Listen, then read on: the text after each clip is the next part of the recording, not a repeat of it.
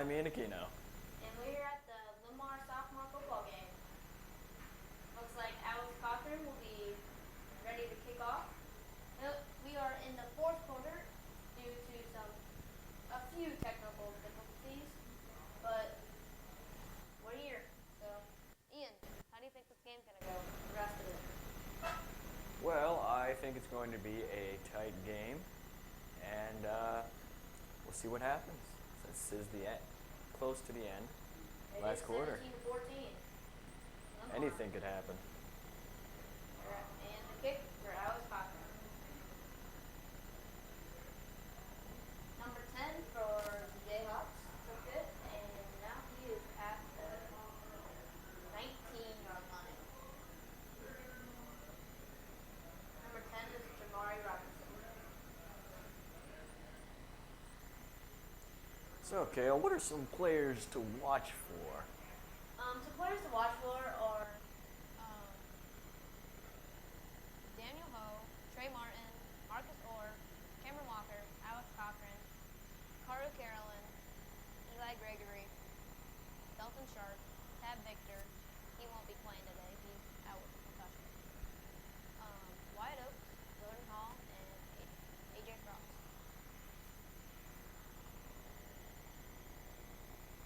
So, Ian, when talking about football, what's the most important thing to you? I think it's passing it when you see an open player, running it when it needs to be, ran, and yeah. I definitely see that. Looks like the Jayhawks and Linn-Mar are lining up. And they're about to make it off.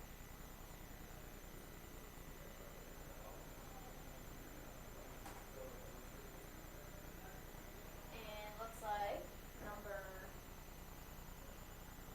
85 was the tackle, and same with number 70 for Linn-Mar.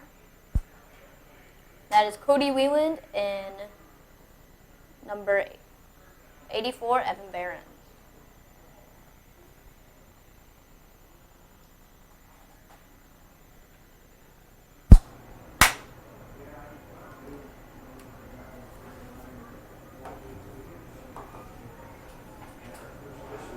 Quarterback hands it off. Oh, it's a fake. And it looks like number 5 for Jayhawks, Jacob Coyle ran the ball to trick Linn-Mar, and it got him for a little bit, but now Jayhawks are now at the 40-yard line. Sorry, make that 41.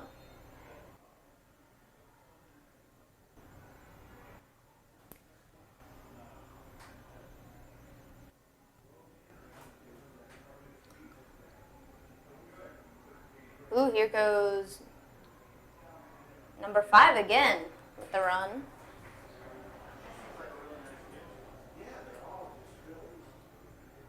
He got up to the 46-yard line.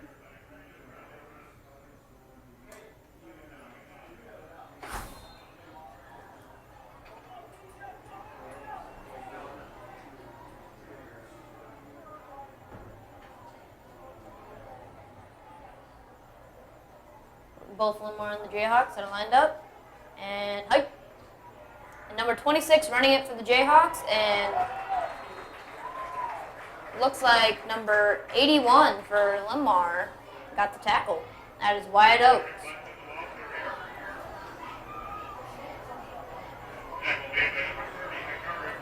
Oh, sorry. That was number 30, Karu Carolyn.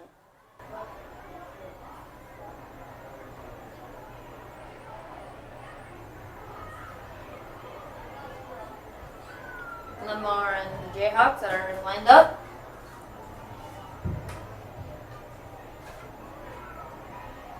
And another running play. And he gets stuffed. That was a good play by Linn-Mar, wasn't it, Ian? Yes, it was. I do not believe Jefferson should have called that running play. I think they probably should have gone for a pass on that. I agree with you. Dalton Sharp and Cleo Garrows made the tackle. for a looks like a loss. Now they were on their own 40. They were on their own 47. Now they're at the 46. So it's a -1 for a loss. And hike. There goes the pass play, and it is caught, and he is at the Linn-Mar. Looks like 32.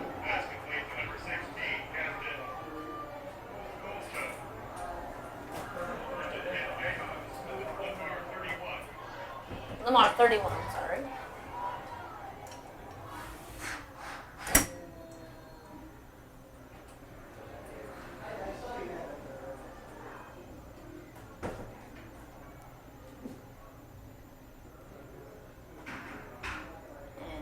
And number 10 gets stuffed behind the line of scrimmage by number 75, Cleo Garrels.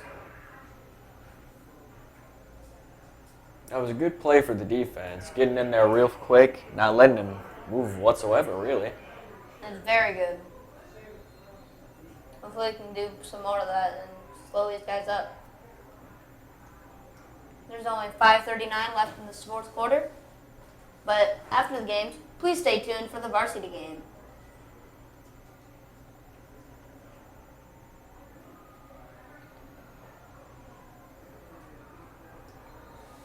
Oh, and another first for Jefferson.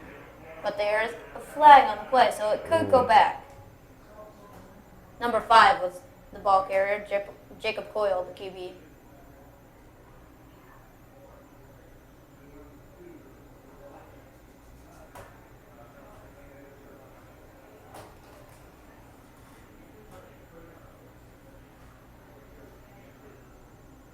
Face mask on, looks like Linn-Mar. So that's a 5-yard penalty, and Jefferson moves up 5 yards. Now they're very close to the end zone. Looks like Jefferson is lined up in an I formation. He's getting word. The QB is getting word from his coaches.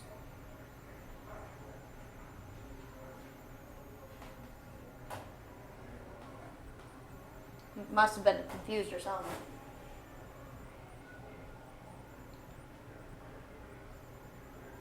And the ball is off, and it is not handed off. Jacob Coyle kept it and got up to the 11-yard line. Not 11, but the 9-yard line, sorry.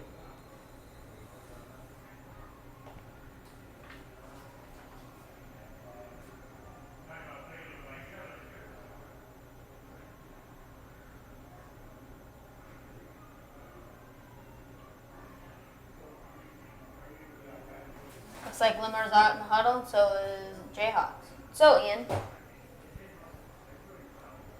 who is some players for Linn-Mar that could really use all the attention they're getting for this game? Honestly, Kale, I believe that Will Zarodnik and Sean Carroll. There's some pretty nice people, and they're very good football players. Hopefully they can get what they want and what they need. And hopefully they can make some good plays out in the field. Now, what Linn-Mar needs to do in order to stop Jefferson, they need to start really pushing hard on them, because as you can see, Jefferson has been doing a lot of running plays. They're really trying to get it in there. So if they need to watch out for some passes, but they also need to watch out for the runs too. Linn-Mar just needs to be all around on their toes or whatever. They have to adapt to any change that they might see. It's going to be very interesting.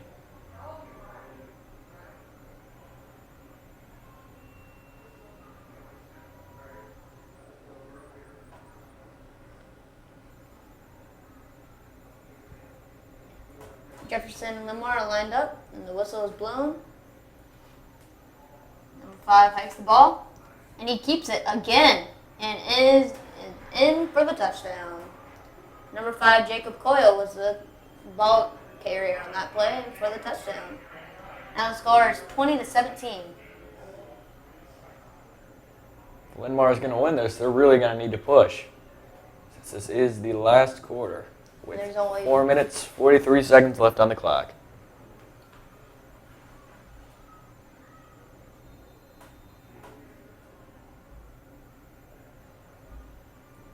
And they're going out for the field goal, and it is oh, it is gone. It did not go in.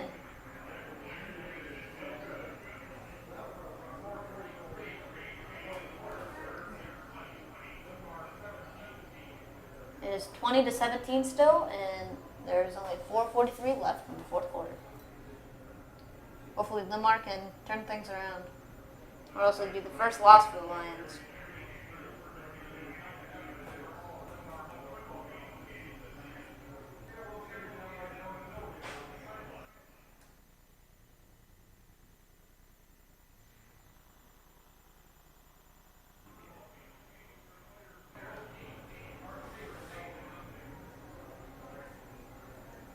Linn-Mar coming out to receive the kick, and Jefferson still talking.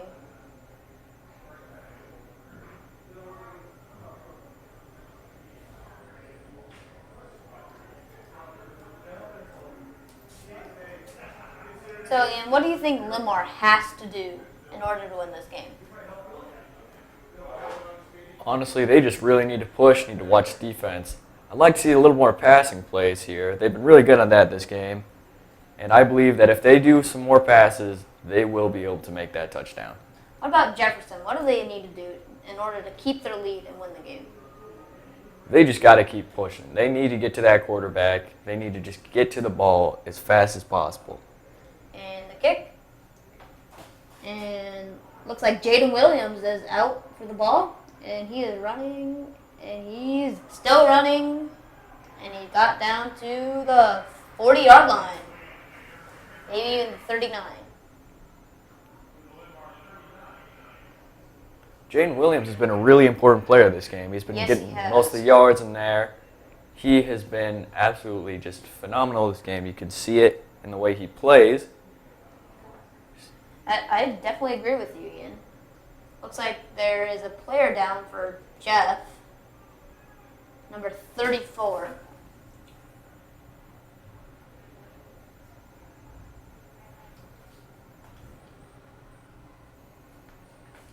The athletic directors are coming out to treat him. Hopefully it's just a cramp and he's not hurt for the rest of the game.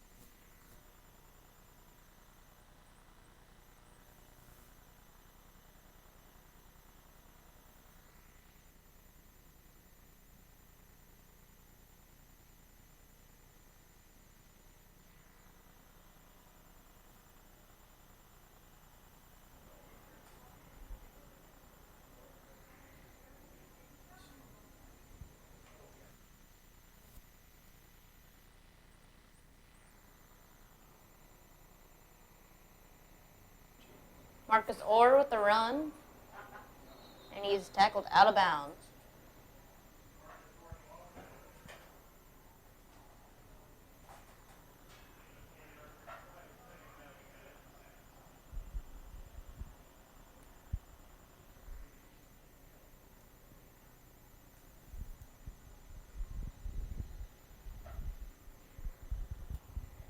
Linn-Mar and Jefferson are lined up. Looks like Linn-Mar's in the I formation. And number 20 with the ball. 21, sorry. Cameron Walker was the ball carrier.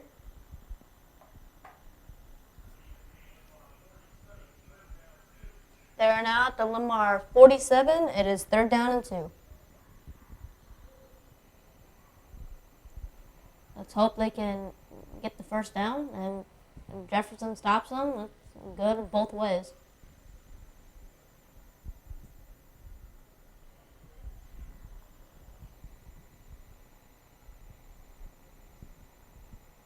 Linn-Mar and Jefferson are lined up. And hey! And number 21 off to races. Cameron Walker lost the football, and it looks like Linn-Mar jumped on it right away.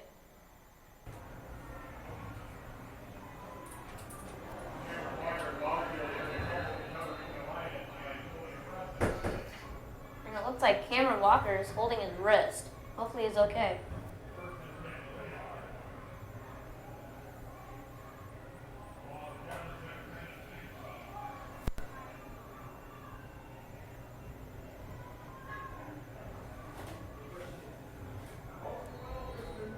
Linn-Mar out in the huddle, and Jefferson's already lined up.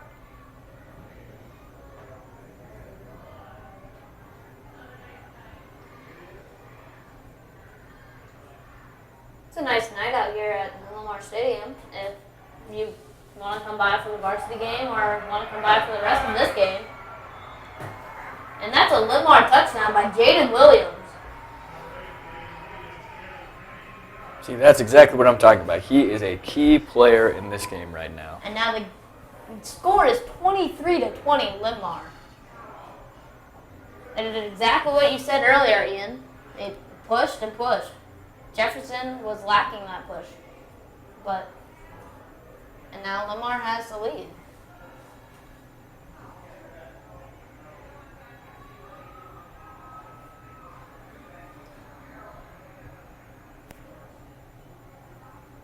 Looks like the kicking team is coming out on the field.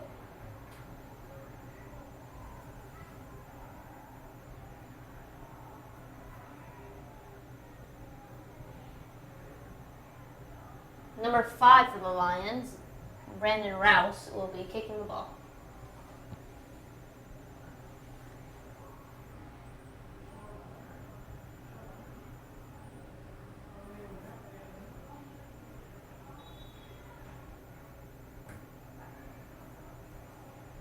There's a flag on the play.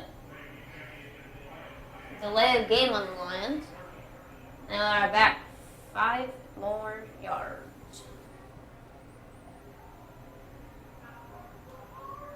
Still going for the field goal. Hopefully Brandon Rouse can make it.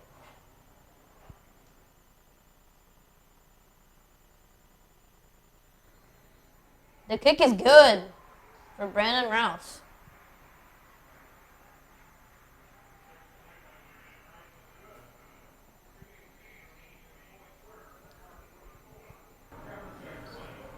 So, Ian, what do you think of that field goal by Brandon Rouse? I think it was pretty good, considering the fact that they were brought back about 5 yards. So they managed to do it, and every point in this game is going to count now. That's very good.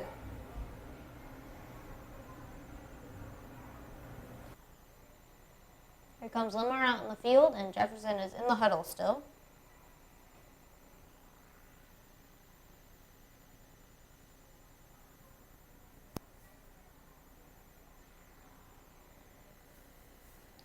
Alex Cochran getting ready to kick.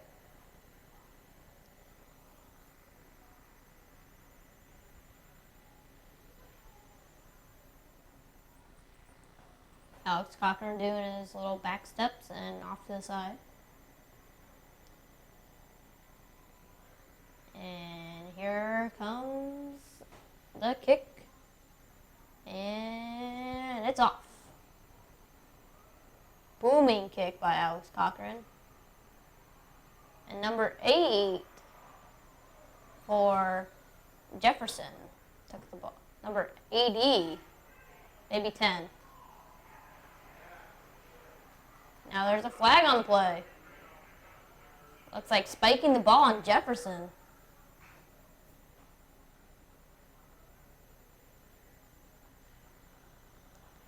That was a pretty weird decision on their part.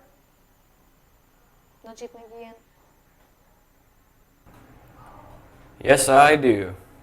I mean, they were doing so well, and then they had to go and spike that ball, get the flag on the play. That was If they wouldn't have, they would have had their possession where they were. just poor decision making. It can make or break a game. Yes, they can.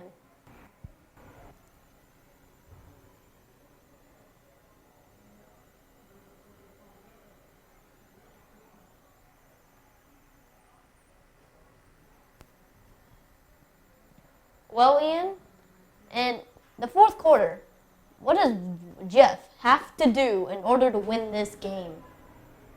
They really need to push. I mean, every point is going to count so much now. This, at any point, could decide who wins this game. And I completely agree with you. Linn-Mar needs to do the same thing, get to that quarterback and get a sack, maybe. Even intercept the ball, if they can. Yeah, an interception at this late in the game would definitely guarantee a victory for Linn-Mar. Number 5 with the pass, and almost an interception, just like we were talking about. See, if they manage to intercept it and get that touchdown, the game's basically over. I agree with you. But if they do, anything could happen. Definitely.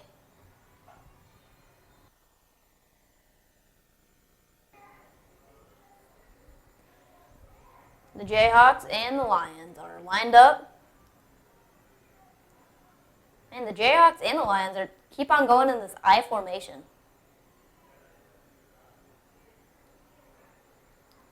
The ball is off, and number 5 keeps the ball, and they just drive him back and back and back. It's a loss of yards for Jacob Coyle. See, that's what I'm talking about. There's that push right there, driving them back, making sure they don't score. And it's a good decision on Linn-Mar's part, but a poor decision on Jefferson's.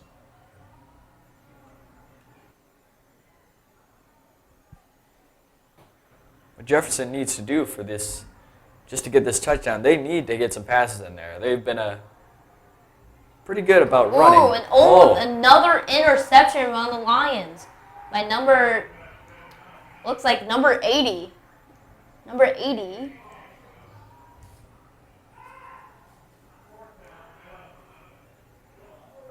See, that's what I'm talking about. They tried to pass, but they didn't make it. They're making the right That's decisions. number 88, Broden Hall.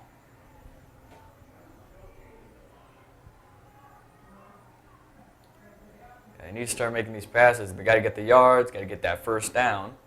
They just need to get as close to the end zone as possible and at least try and drive back the Lions. That could have been a flag for Linn-Mar, trying to jump the gun. There's a flag on the play.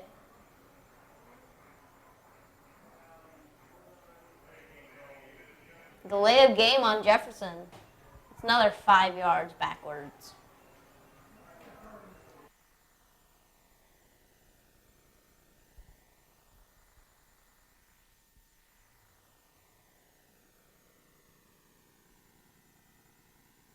Looks like the varsity team is coming out on the field to watch the rest of the fourth quarter.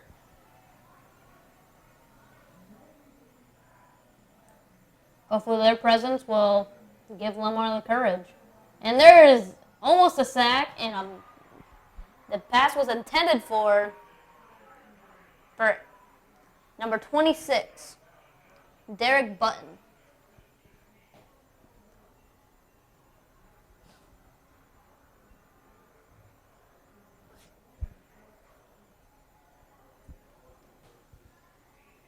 And it's now 1st and 10 for the Lions. Hopefully they can score.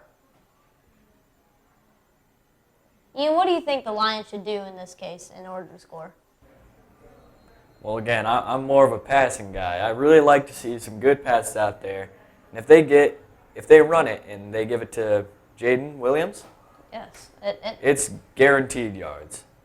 They'll definitely get some yards. Hopefully, maybe he'll get a touchdown. You never know with Jaden. He can be very, very fast. And there he is. Yep, it's a run. It's a run. And Jaden is brought down for a gain of, looks like just 2. But that's still yards, and they need the yards. Yes, they do. Again, if they can make this, it's game over for Jefferson. I definitely agree with you because they would have to get 100 yards just to score another touchdown. And that's hard to do against Linn-Mar because Linn-Mar's got some pretty good defense. I mean, so does Jefferson. But Linn-Mar's got very, very, very tough defense. And even if Linn-Mar doesn't make this touchdown, they've still driven Jefferson back quite a bit. And they would be stuck. Even if they went for it, Jefferson would still be stuck where they are and having to fight another 80-some yards just to get to the touchdown. And here comes Linn-Mar out. Jefferson was already lined up waiting for him.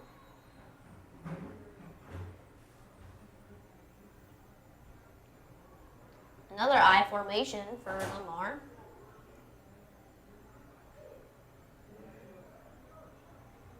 Another handoff to Jaden Williams. He gets stuffed again. See, now Jefferson's expecting it. They're expecting the run with Williams. So what Linn-Mar needs to do now is they need to get a few good passes in there. I think they should really pass the ball now. But again, Jefferson might be expecting a pass now. So maybe they can trick them with a run or trick them with another different play. Like a shotgun pass or a fullback run. Yeah, at this point, Linn-Mar is becoming kind of predictable. They need to switch things up a bit. I definitely agree.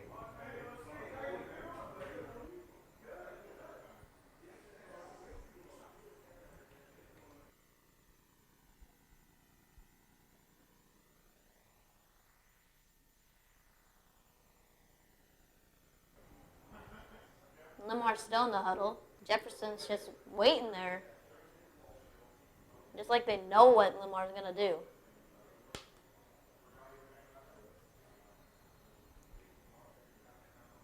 Here comes Linn-Mar out in the field, and again with the I formation. They're going to hand it off again, and they do. And Jaden gets stuffed for a loss. They are now at the 35-yard line. That was a very poor decision on Linn-Mar's part.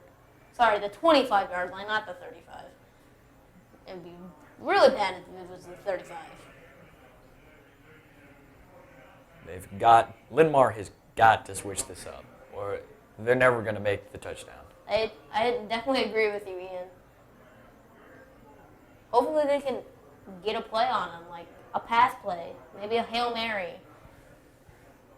What do you think on those pass plays? Do you think they should do shotgun or Hail Mary? I'd say Hail Mary, just go right for it. It definitely be a long shot, but definitely not too long.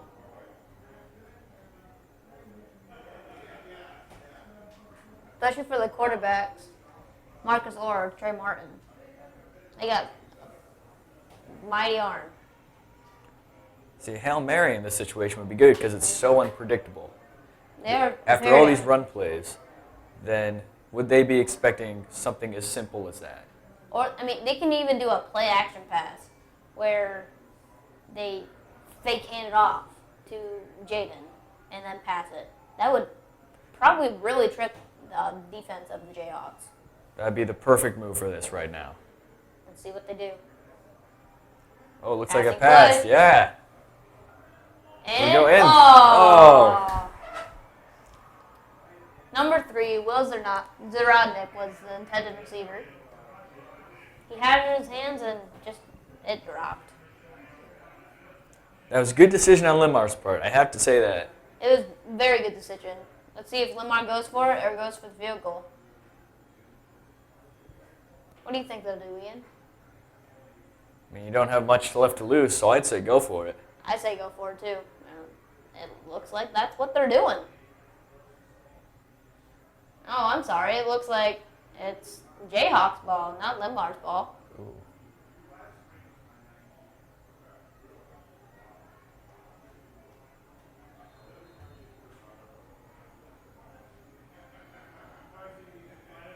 Jayhawks really need to push this time. They definitely need to push.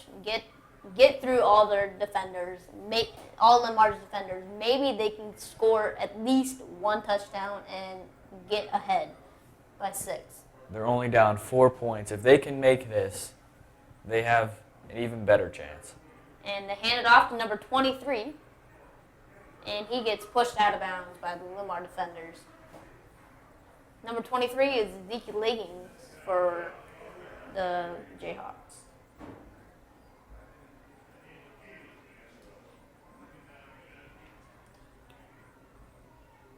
Ooh, and we have about 2 minutes left on the clock. Jayhawks need to pick things up. And again, I'm all about the passing. You really need to get the passings there, Kale. You really need to get them, especially when you're this far back. If you could run, it could trick the Linn-Mar defense. But it looks like they're calling out their plays right now.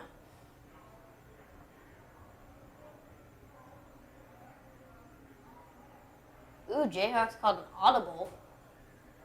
And there is a delay of game. There's been a lot of those these games. There's been a lot in this last quarter.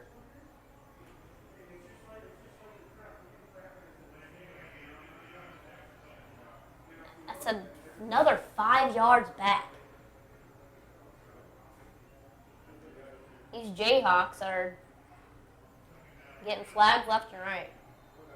It looks like the Linn-Mar cheerleaders are trying to get the fans up and cheering. Don't you think, Ian? Yes, they are.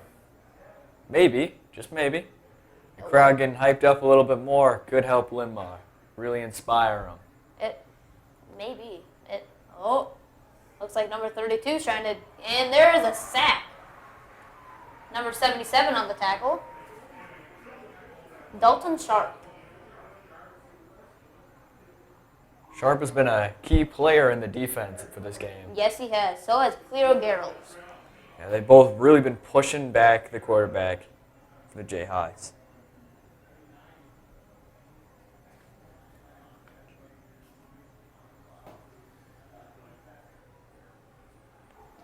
It looks like number 10 had the handoff there. He had the ball. He got about to the 23-yard line. Almost a first down for the Jayhawks. And it's 4th and 19.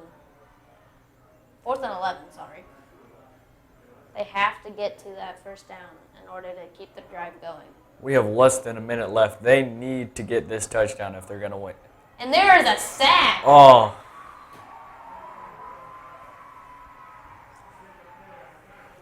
Linn-Mar came in hard on that play.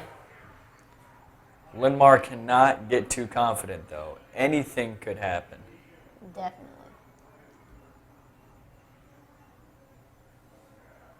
That was a great play by Linn-Mar, but it was also almost a good play for Jefferson.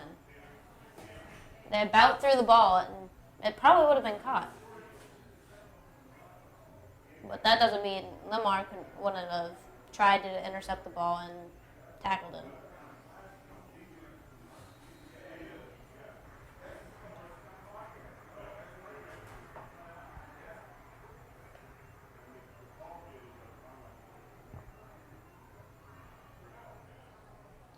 Linn-Mar and Jefferson lining up. Hopefully Linn-Mar can get a touchdown and keep their lead, because there's only 23 seconds left in this quarter, and then game over.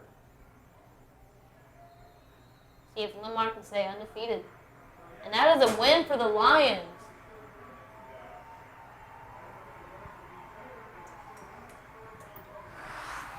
As you can hear, the Linn-Mar crowd is going ecstatic for the Linn-Mar win.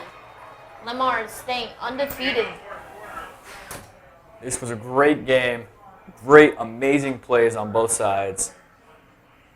And honestly, that game could have gone any way in this last quarter. It definitely could.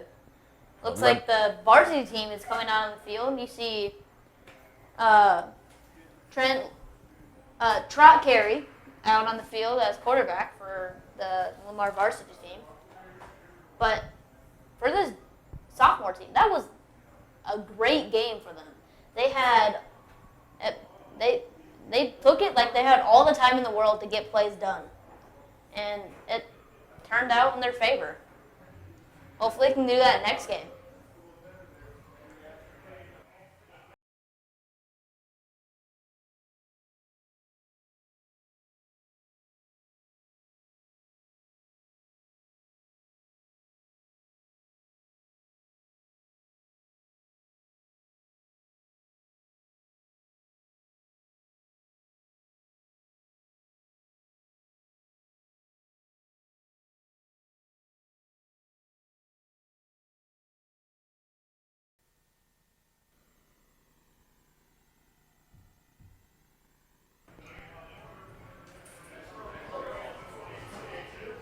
Hello, welcome to LMTV's presentation of the varsity game between Cedar Rapids Jefferson and the home team, Linn-Mar Lions. I'm Cole, joined here by Ian. Hello, Ian. Hi, Cole. How are you doing today? Good. Both teams, Jefferson and Linn-Mar, coming into this game 0-2. Both looking for their first win tonight. Let's see if that makes them just put a little bit more fight in either of the teams tonight, and just as they try to get that win. Linn-Mar comes back home after last week playing away at arch rival and top ranked Xavier, losing in a very close game to that one, 16-0. Linn-Mar, I was at that game. The Linn-Mar defense was outstanding. However, its offensive line was not as great, and it seemed like starting quarterback Trot Carey seemed to take a lot more sacks than usual. Let's hope. Hopefully for Linn-Mar, they can rectify that problem tonight. As for Jefferson, they lost last week at home in Kingston against top-ranked Prairie. Let's see if they can finally get their football team off the ground this season.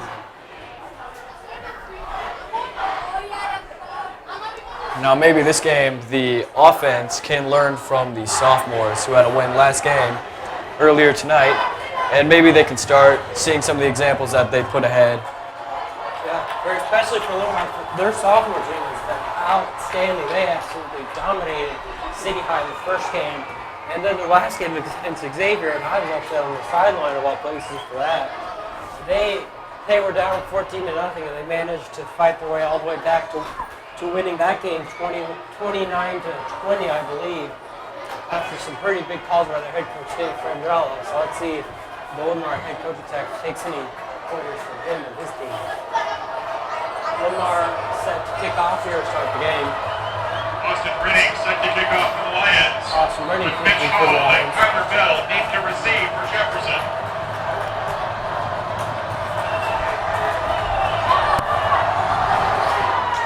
Picks up. Ooh, and quite the kickoff. It was great, and Jefferson will just let that fall into the end zone for a touchback, and they will get their first drive to get back over the 20-yard line. Jayhawks start first and 10 at their own 20.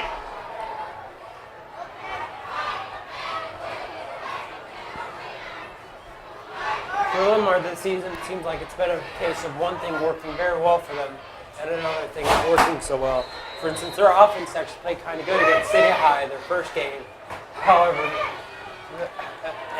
their offense was just non-existent last Friday against Xavier. And their defense was very good. Jefferson with the handoff runs it out to around the 27-yard line. That would be a gain of about 7 for the Jayhawks. Josh Burrow, the ball carrier, tackle made by Chase Schultz. Gain of 8, second down 2. Second and 2, correction for the Jayhawks.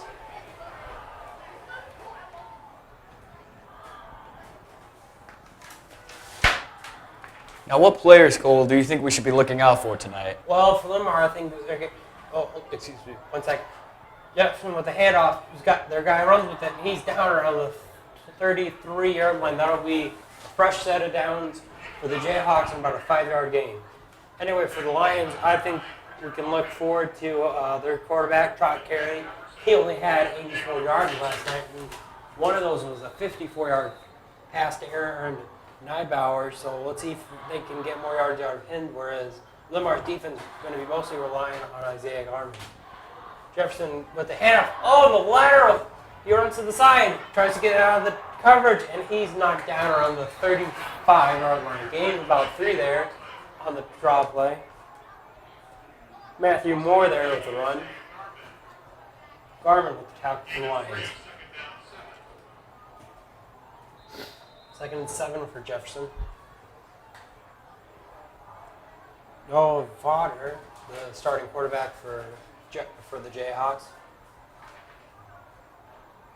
Fodder hikes it, drops back, nobody with him.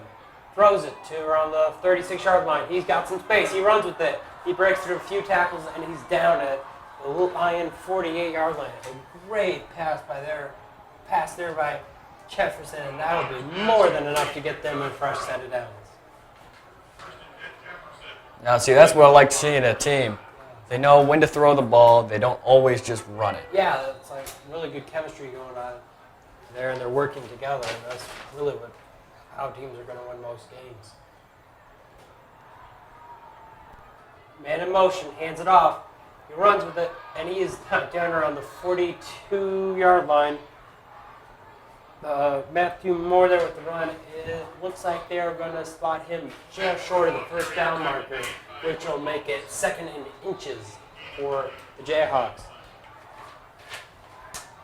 Pretty good run there by Jefferson. Not a great run, and didn't get them the first down. But hey, you know what? Just a bunch of runs like that, and pretty soon you're moving down the field. The next thing you know, you're in the end zone. So really, those are type of runs going to help. Fodder tries to run with it, and he is sacked down around the 43-yard line. Garvin there with the sack. It was a great play by Linn-Mar. Now, what they need to do with the Jayhawks is they just need to keep pressuring them into making mistakes. Yeah, I think that's going to be one big part of that. It's hopefully they can let the pressure get to him and get the quarterback paranoid. Lauder going to the 4 receivers out here, and one is running back side, he drops back, throws it wide open, man, and he drops it. Matthew Moore there with the incompletion. That'll bring up 4th down for the Jayhawks. Looks like are they gonna go for it? That'd certainly be a big call, but it looks like they are. Wow. Looks like Jefferson's playing for keeps already. 4th and 5, which is 9 minutes and 12 seconds left here in the first quarter. And already Jefferson's going for it on 4th down. Let's see if they succeed. Fodder drops, throws it. It's bobbled, and it is knocked out of his hands. And that'll be a turnover on downs. And Linn-Mar will start their drive on their own 42-yard line. Linn-Mar's defense very solid there, with some help from a few incompletions by Jefferson. Let's see if that momentum can carry on to Linn-Mar's offense and if they can perform just as well as the defense just did. Now, that was a good idea that Jefferson had, just to keep it going and just not give up, because it's still the beginning of the game. No one has scored, so it gives them more of an advantage. If they can make that, then they have another chance. Yeah, that would have been huge for Jefferson. Carry laterals, and he is not getting anywhere. He is down to, it looks like, about the line of scrimmage. There'll be no gain for Lions. Yeah. Whoa, what just happened?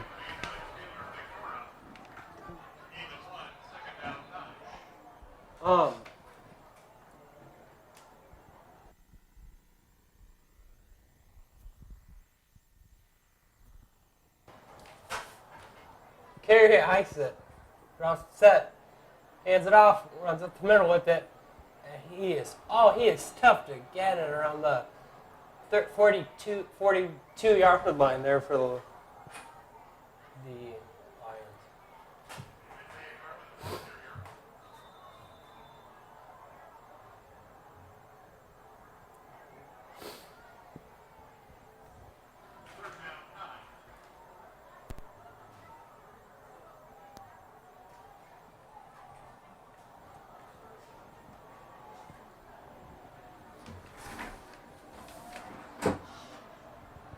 Carey runs with it, throws to the side. Oh, and he catches it. Trent rolling there with the catch, wild and pressure. That was a great catch by him. It looks like It will be enough for a first down for the Lions. They'll start now at the the Jefferson 47-yard line. Great catch in traffic there by Trent Rolling.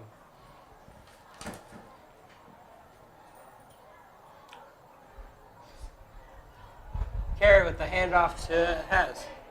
And Hess is knocked down for, if anything, looks like a loss of a loss of about a yard there. That'll move them back to their Jefferson 48, and that'll bring, or correction, there's no gain on the play. That'll make it 2nd and 10 for the Lions.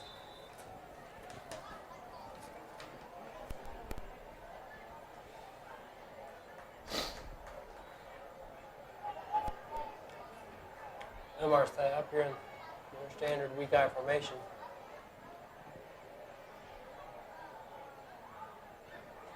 Oh, looks like one of the Jefferson players jumped there, and it'll look like it'll be encroachment on Jefferson. Let's see if that is indeed the call.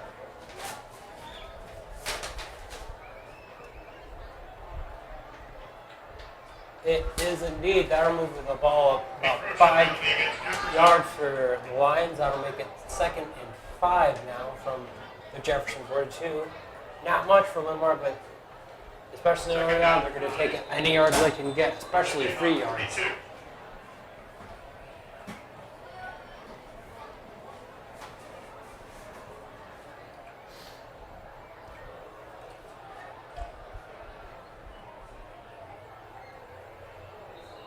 Oh, looks like this time it's going to be offsides against Linn-Mar, and it is. So those 5 yards that Linn-Mar just gained are given right back to him, and now take it back to 2nd and 10. So Linn-Mar is exactly where they started about a minute ago. If Linn-Mar's going to win this game, they really need to push. Yeah, they just can't afford all these penalties. One against Jefferson certainly helped them, but if they're just, it's not really worth anything if they're just going to get one right back, and that's going to move them back to where they started. There is no room for error in this game if they want to get this win. It's going to be a close game. Oh, Hess gets his face. Oh. Got a couple men to beat, and he is knocked out of bounds at the 20-yard line. Alex Hess there with a 27-yard run. A great game by him. And now move the ball way up for Linn-Mar for a first down. At the Jayhawk 20, there is an official's timeout on the field. That was an amazing play by Linn-Mar. Yeah. It was. And it's a great job to get them into the red zone and hopefully just score.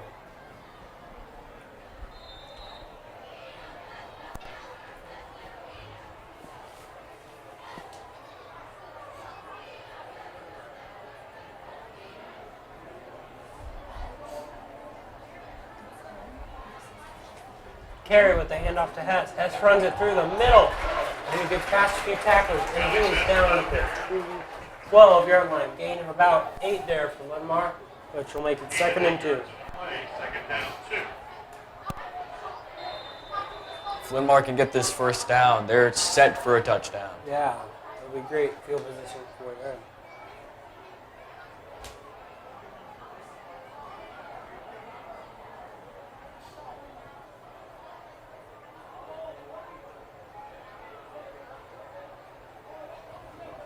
Carry. Oh, the handoff to Hess. Hess fumbles it, and it looks like number 38 for Jefferson, or 36 for Jefferson, Joshua Furrow falls on the ball, and that is just an unlucky turn of events there for Linn-Mar.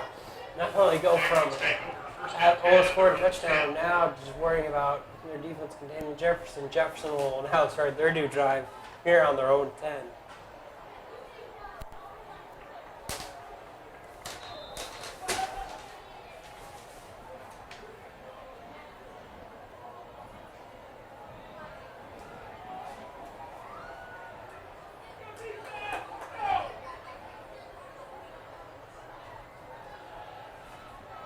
Hands it off, or throws it. It's down. Looks like he's trying to get the ball all the way up to the 25-yard line. Doesn't look like he got that far, but it looks like the ball will be down at the 24-yard line. A great throw there by Lauder. And it will indeed be down to 24, getting a pass gain about 14 yards there for Jefferson. That'll be a new set of downs.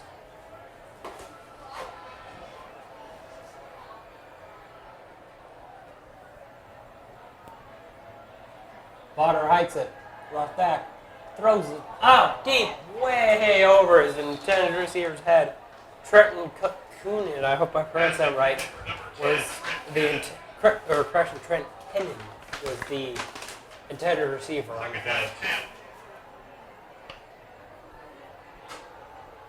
Now what the Jayhawks need to do right here is I want to see some more passes, because if they get it all the way down there, even if they don't make the touchdown, they can still bring back Linn-Mar by a lot. Yeah, and for Jefferson, that was a very wide open. The man run his route almost perfectly there. The only problem was Potter just overthrowing him on that play.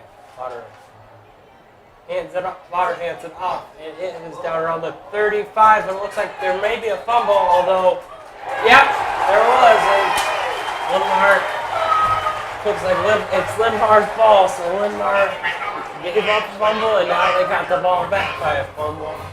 And that's just the way it goes. Sometimes they'll start it at the Jefferson 30-yard line. Just between me, I think it kind of looks like the Jefferson player was already down, but then again, that's not why I'm a ref. So Linn-Mar get their offense motivated here. They start 1st and 10 with 5:12 left in the first quarter. Now, what really matters in this game right now, from what I'm seeing, is it's really back and forth. So if Linn-Mar can get this first touchdown, they might actually have the game in the bag. Yeah, we'll see about that, but certainly be a massive momentum. Carey throws it way up. Oh, and Jefferson goes from fumbling it to now Linn-Mar turns it over again, and Carey throwing the interception on that play. Man, it's really back and forth between these two. Kyler Bell there with the interception for Jefferson, and even though we're only about halfway through the first quarter, I can already tell that turnovers are going to play a massive role in this game. We've already had, I believe, 3 of them already. 2 here within about a minute of each other. Jefferson just really needs to get these yards. Yeah. That way they can have at least a little bit more of an advantage, and they can... Yeah. Potter hands it off to James Ball. Ball runs to the side of it. The Linn-Mar defense stops him. He'll be down around the 19-yard line. Loss of about Ball carrier.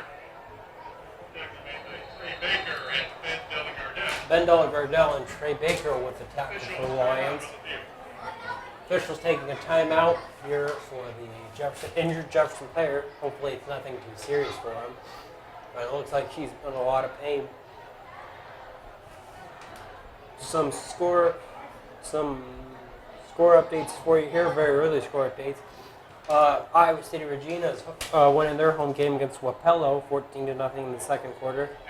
Bettendorf Bulldogs, the number 7 Bettendorf Bulldogs have already pulled out at 7-0 against Washington in the first quarter. Well, it looks like the Jefferson players certainly felt better pretty quickly. Maybe they just got that good of a medical staff, but he was off the field already, and it looks like both teams are getting ready to start play again.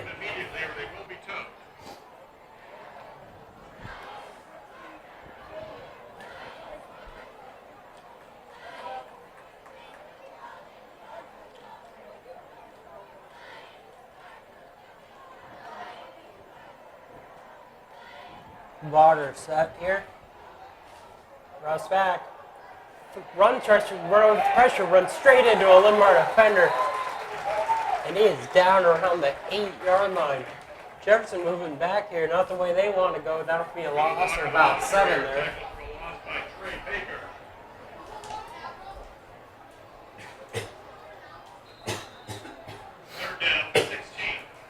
Third and 16 for Jefferson. Jefferson here not only trying to get out of this hole they dug themselves into, but also just to avoid getting a safety like Linn-Mar's offense actually gave up when they were playing at Xavier last week. Potter drops back, throws it deep. He's got a man wide open, and he catches it. Number 2, DeMarco Smith, And he's got nobody. It looks like one Linn-Mar defender's trying to run up to him. But he is not going to catch him. That was an amazing play by Jefferson. Linn-Mar's basket lead to Tyler Bell for the Jefferson touchdown. Tyler Bell, with the catch on that amazing, very long catch on that play. Catch of 85 yards. That is, whew. I don't know if that's going to be a record anywhere, but it's going to be pretty close like that. And Jefferson will get the momentum shift and the early lead here, 6-0.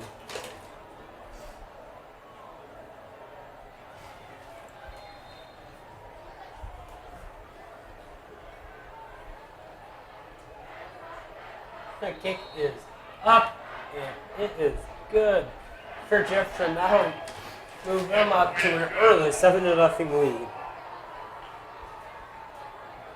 3:55 remaining in the first quarter. Jefferson Some 7, college Linn-Mar scores updates now. FIU playing Alcorn State. I realize it's not the biggest game out there, but only so many games playing on Friday night. This game actually was scheduled to play tomorrow, but of course, due to the Hurricane Irma there in Florida, they tried to get it out of the way early there in Miami. They're tied 7-7. Number 11 Oklahoma State is beating South Alabama 17-0 midway through the second quarter, and midway through the second quarter, Purdue in West Lafayette is beating Ohio 10-7. Also in college football, happening tomorrow, some big games. Obviously, at 11 o'clock on ESPN2 is the Cyhawk game between Iowa State and Iowa. Some other games are a game that I'll be going to. UNI is hosting Cal Poly at, I believe, 4, and Drake is playing a team called Southwest, which is Division II school from Kansas, whose nickname is, seriously, the Mound Builders. And they will be playing at, I believe, 7 o'clock in Des Moines.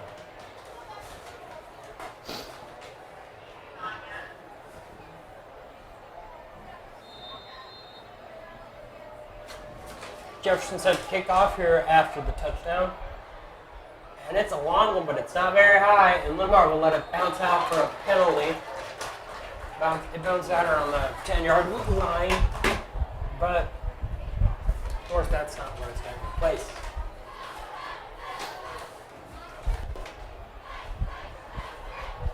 Linn-Mar's offense, they just got to put all those turnovers, and especially and that big touchdown pass by Jefferson, and they just got to focus on, and they can't let that rattle them.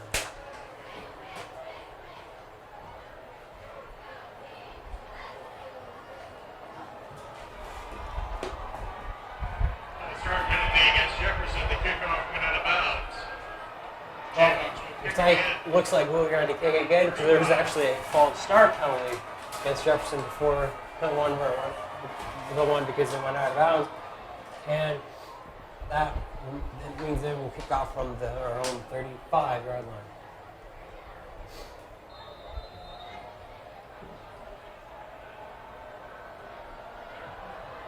Kick is again long, but not very high for Jefferson. Linn-Mar will let it roll out of bounds again for a penalty against Jefferson. That'll help their field position that they will start on.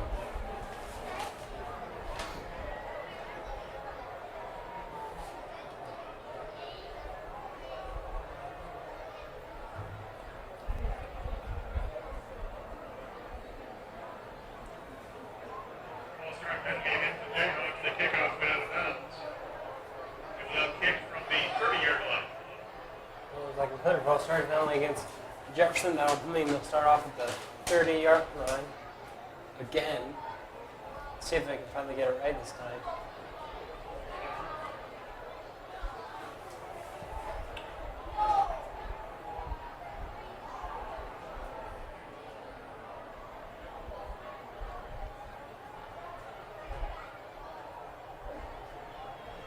We're trying to move all the Jefferson guys back.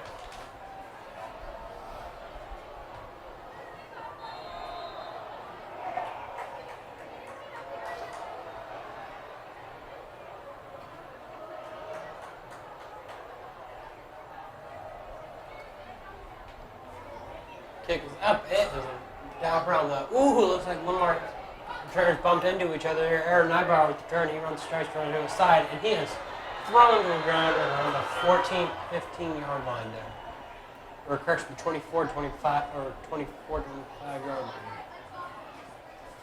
Aaron Nybar returns the kickoff. They will place them all at the 27-yard line for Linn-Mar.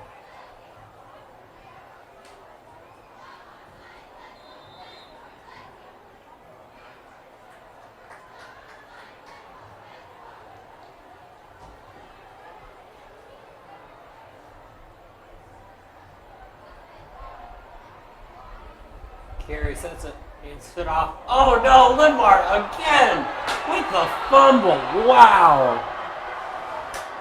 And Jefferson again starting now at the Linn-Mar 20-yard line. And man, I already know Linn-Mar's coach is going to start preaching in the locker room at halftime. Man, Linn-Mar just can't make these turnovers, or otherwise they're not going to be in this game too much longer. That's already, I believe, their third fumble. Or at the very least, their third turnover. Yeah, third turnover. I apologize for saying third fumble was wrong. Hey, Now- Jefferson. Now, Cole, what do you think they can do about this? Just turn things around. For Linn-Mar, I think they just got to, their coach has got to tuck to Carey and the ball, hold on. He throws it, right into his hands, and he drops it. Man, Vodder made a great throw there, but just, he's not catching that. Anyway, for Linn-Mar, I think Paul James has just got to talk to Carey and their ball carriers and the running backs and just tell them to just, think through it. Don't get all, panic and mess it up anymore, and make sure you have the ball before you start running. Because otherwise, it's not going to stop anytime soon. Vodder with the man in motion, hands it off to the man next to him. Jacob Thompson with the carry there, and he is down around the 18-yard line. Gain of about 3 for Jefferson. That'll make it 3rd and 7. Jacob Thompson, the ball carrier, tackled by Chase Schultz. Linn-Mar defense just needs to keep holding off Jefferson, and maybe the offense won't let the pressure get to them this time. They can get a whole bunch more yards. Jake Schultz there with the tackle for Linn-Mar.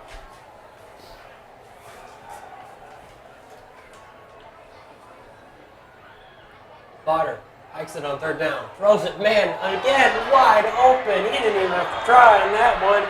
And that will be a touchdown for Jefferson again. And Linn-Mar is just killing themselves with these turnovers that then lead to a touchdown. They got to find a way to stop it soon. That'll make it 13-0 with 2:58 here left in the first quarter.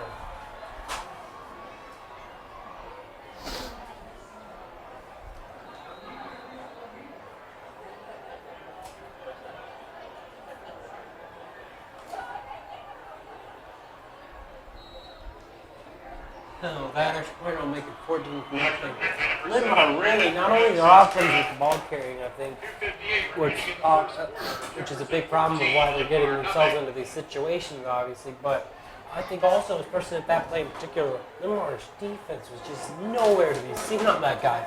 That guy kind of walked into the end zone on that one. That was just horrible defending by Linn-Mar. They're really gonna. I bet their coach is gonna have some choice words for them when they get back over them now that they're all over there on the sideline. Ooh, they really need to get things together and fast before this game becomes a blowout. It's never good when you're losing 14-0 in the first half or first quarter. Excuse me.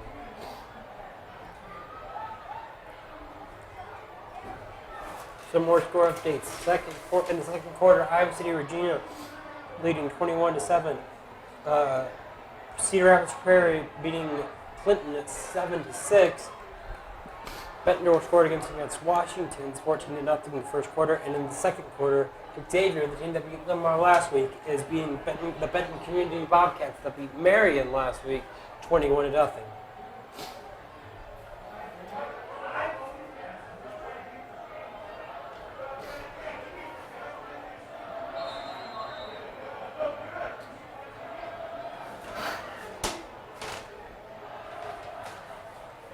Kick by Jefferson. And Linn-Mar will just let this one bounce out of bounds for the flag.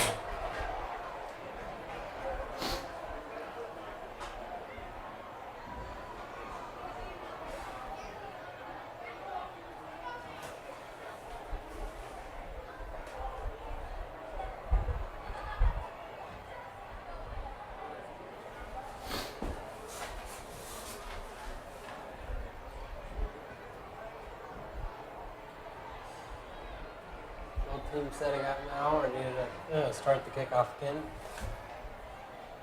False start penalty against Jefferson. The kickoff went out of bounds. The Jayhawks will kick from their own 35.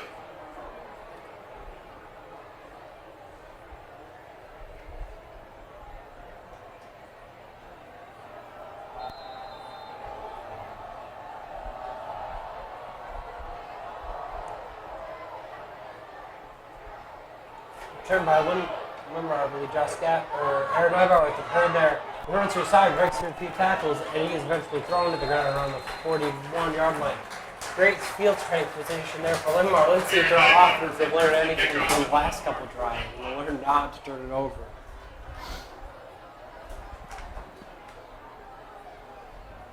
This possession, Linn-Mar just cannot have that pressure take them over. Yeah, They need to keep their cool and just play the best they can. Yeah, because if they just start getting pressure, I mean, then they're just going to end up making more mistakes, and they're going to get more pressure, and then it's just an endless cycle. Carry with the lateral to Del Gardell. Del Gardell runs with it. He passed them, fly past some defenders, and he is tackled at the 48-yard line for Linn-Mar.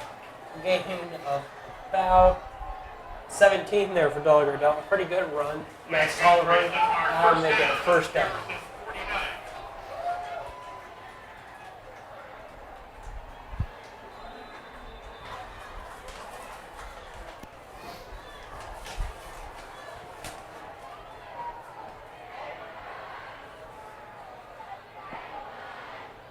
Carry with the handoff to Del Gardell. Del Gardell runs up the middle with it, and he is down at the 45-yard line.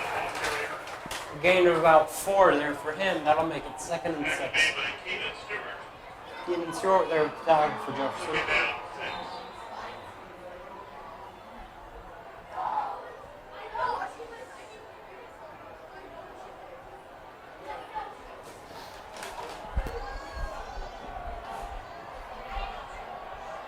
Ultimate set. Carry tosses it. Del Gardell again. Del Gardell runs up to the 40-yard line. It doesn't look like that'll be enough. Looks like it'll be about 3rd and 1. Third down 1 from the Jayhawk 40.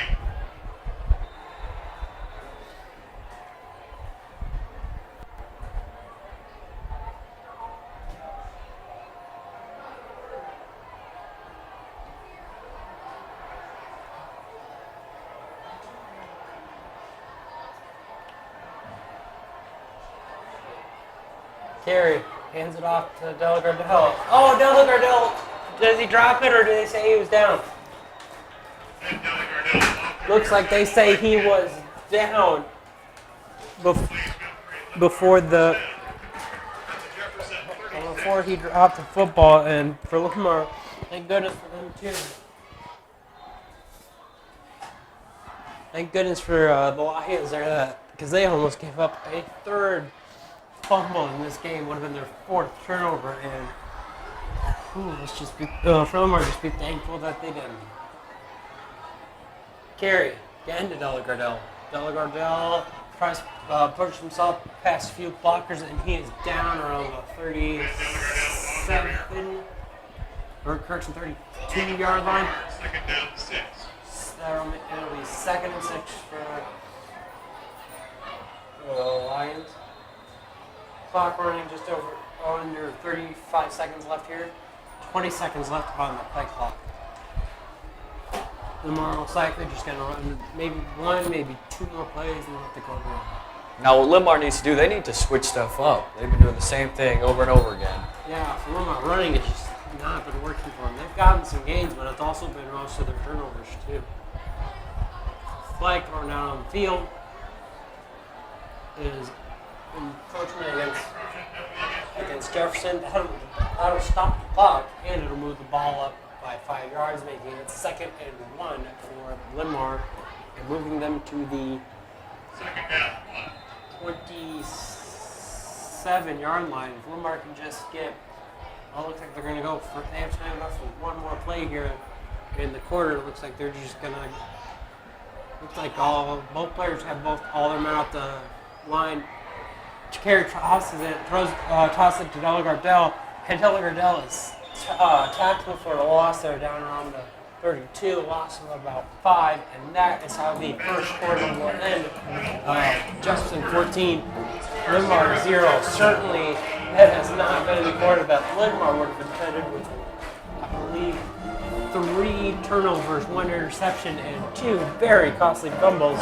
Jefferson scoring on both those fumbles. Let's see if Linn-Mar can change up their style and stop that from happening anymore in the second quarter. If Linn-Mar's going to win this game, they really need to pick it up from this quarter. Yeah, and they really need to hold on to the ball too, because I mean, any more of that, they're not going to be in this game for much longer. What they need is a little more variety, so they're not so predictable to the other team. Yeah, and they just need not to make mental errors like their 2 fumbles when I believe both fumbles, when Delagardell, or at least the running back, ran straight into their own offensive lineman, and it's just little things like that that lead to fumbles. And Linn-Mar to just 2 touchdowns. The ball at the Jefferson 30 club.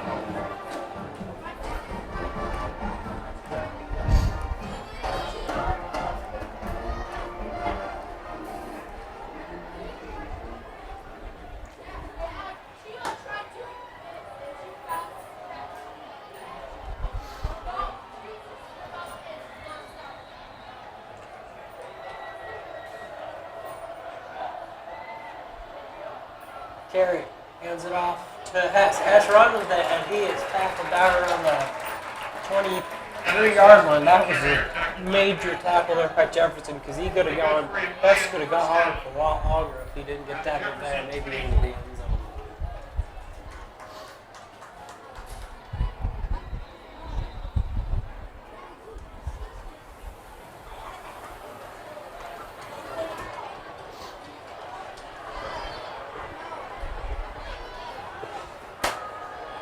Carey hikes it, hands it off to Hess. Hess runs with it to the side, and he is brought down around the 20-yard line.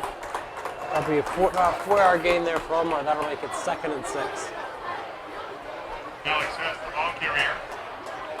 Gain of 4 yards. Linn-Mar really needs to get some passes in here, Dave.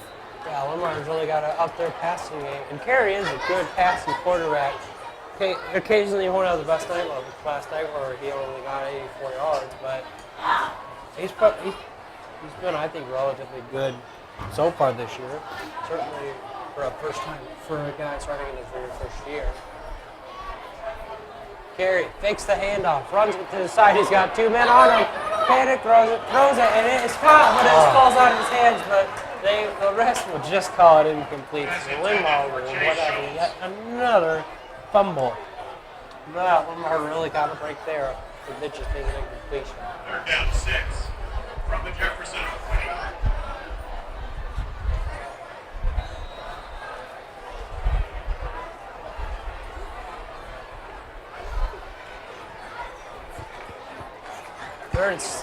Important 3rd down here for Linn-Mar, 3rd and 6. Here, they're still in field goal range, but they're going to want to hopefully get a touchdown here.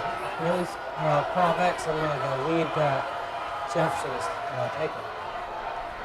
Carey hands it off to Delagardell. Oh, Delagardell gets stopped at the line, and he lost him about a yard or 2. And it looks like if I were Linn-Mar, I'd bring out the kicking team. Down 7.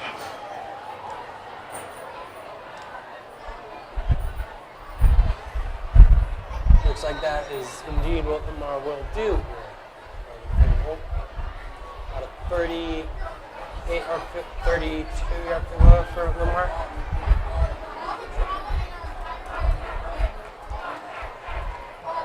Holds good, and it is no good. by Linn-Mar, and Linn-Mar's troubles just keep continuing and piling up as the score will remain Linn-Mar 0, Jefferson 14. 37-yard field goal attempt. That was a good idea to try and go for that by Yeah. Linn-Mar, but Yeah, unfortunately it didn't turn out for them. yeah. But maybe they can turn it around. Yep. Linn-Mar just not having the best of luck here today.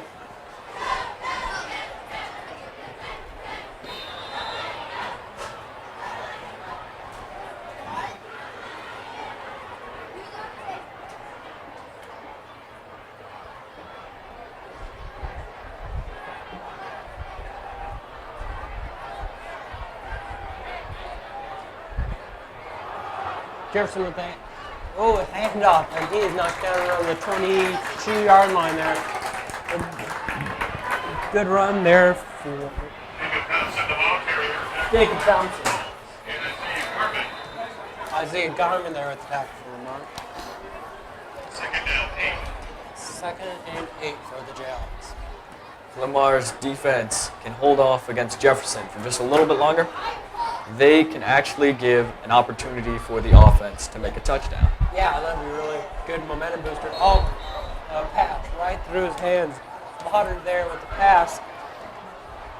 That was a missed opportunity there for Jefferson. Third down, 8. But start for Dylan Connor there with the intended receiver there for Jefferson. 3rd and 8 here for Jefferson. Let's see if they can convert.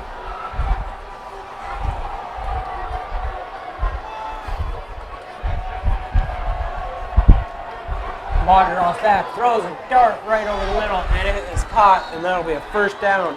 Matthew Moore there was the receiver there on that play. That'll be 1st and 10 for Jefferson at their own 37 yard line. Jefferson of the Jayhawk, 37. Linn-Mar just not been able to stop them on defense at all tonight in this game, and that's really hurting them. Because not only does Linn-Mar offense get about the turnovers, but that Linn-Mar defense just has no response for Jefferson's offense, and that just allows them to rack up points. Potter with the handoff. Oh, he's not going anywhere. Tackled almost immediately, and he's down on the 34-yard line.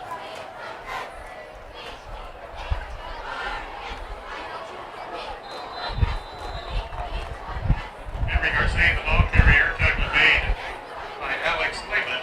Alex Lehman there with the tackle Also for flat, second down, Linn-Mar. 11. 2nd and 11.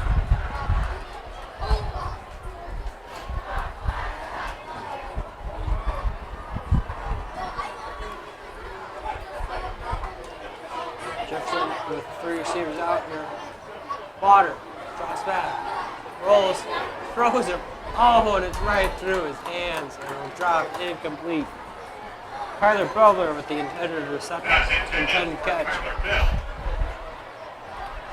This is what I'm talking about. Linn-Mar on that play really put the pressure on Jefferson. Yeah, I mean, see, when he tried to throw it, you get rid of it right away. But for Linn-Mar, most of these Jefferson incompletions haven't been because of their defense. They're just because they've made a bad throw where it's cut right through the receiver's hands, and they just cannot leave stuff like that up to luck, or otherwise Jefferson's not going to start missing. Potter drops back, throws it right away. Misses his receiver. Trent Keenan with the intended reception there. He wanted a defensive pass interference call, but the refs don't give it to him. That'll make it 4th and 11. It looks like Jefferson's bringing on the punt team.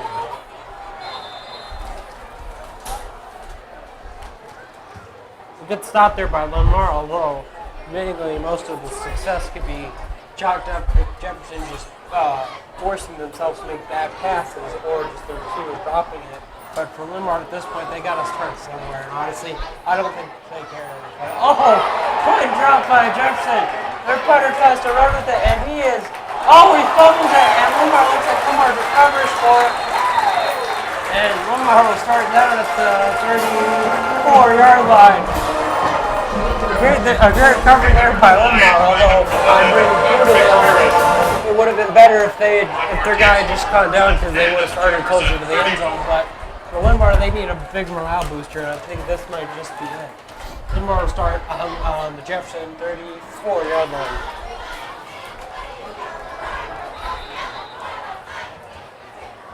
great momentum shift there for Linn-Mar. Linn-Mar's offense has just got to learn how to capitalize on these big moments like Jefferson has. And Linn-Mar fumbles, and Linn-Mar can get right back into this game. Carry with the handoff to Delagardelle. Delagardelle runs with it to around the 30. Keenan Stewart there with the tackle. See that fumble by Jefferson, that play, that could have given Linn-Mar a boost of confidence, but now maybe they have a little bit more confidence going into this. Yeah, I think Linn-Mar, I think that run will certainly help Linn-Mar, but I think a big play, especially, but at the very least, a touchdown will certainly boost them. Kerry Haxon hands it off to Delagardelle. Delagardelle runs with it, and he is down for a first down. 22-yard line. Looks like Linn-Mar's offense is really starting to put things together here. They're showing, they're just marching down the field now. With Jefferson having basically no answer to it. Let's see if Linn-Mar can keep marching their way all the way into the end zone. Jefferson really needs to be looking out for Delagardelle. He's been a key player in getting yards for Linn-Mar. Yeah, I think he's a real cornerstone of Linn-Mar's running game. Oh, Carey with the throw, and it is incomplete. Now make it second down. Carey just underthrowing his receiver. Red Rawlings is the intended receiver on the play.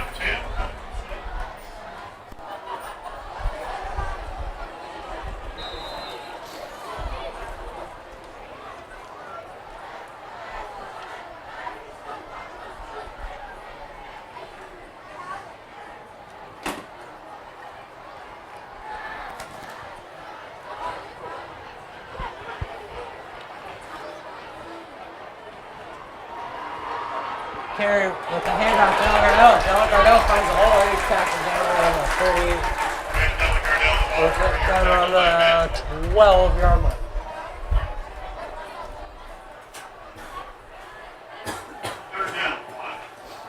That was a great play by Linn-Mar, getting them closer to the end zone. Yeah, hopefully this play can get a first down. 3rd and 1 for Linn-Mar on the Jefferson 13. Let's see if they can, well, at the very least, get a first down here, but at most, punch it into the end zone. Well, looks like Linn-Mar is going to take a timeout here. That is their first of the half. They have 2 remaining.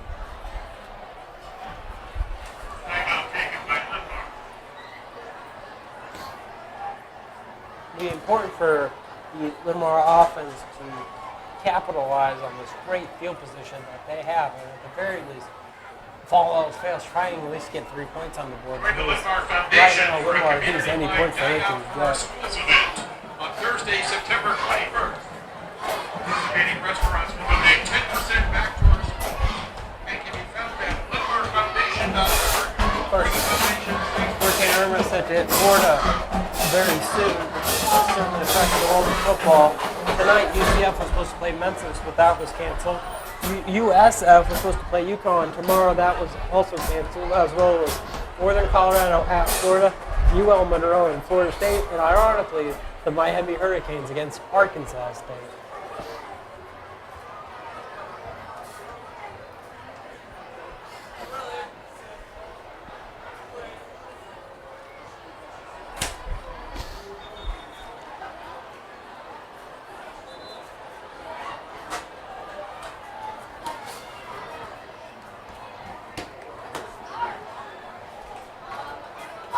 Linn-Mar set out here. Let's see what Paul James told them in the huddle there during that timeout. Let's see if Linn-Mar can execute it.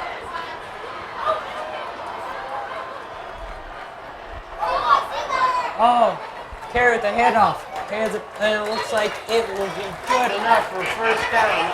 Delagardelle there with the rough, just a few yards. That's all they needed. That would make it 1st and goal for Linn-Mar. Linn-Mar set to pounce down on the end zone. 1st and goal at the 9-yard line. Ball will be spotted at the 9-yard line. Now what Linn-Mar needs is either one good pass or a few great runs. Yeah, and especially, if they can punch it into the end zone, they'll be likely to just be down 1 score. And hopefully it can inspire not only the team, but also the fans and get them pumped up.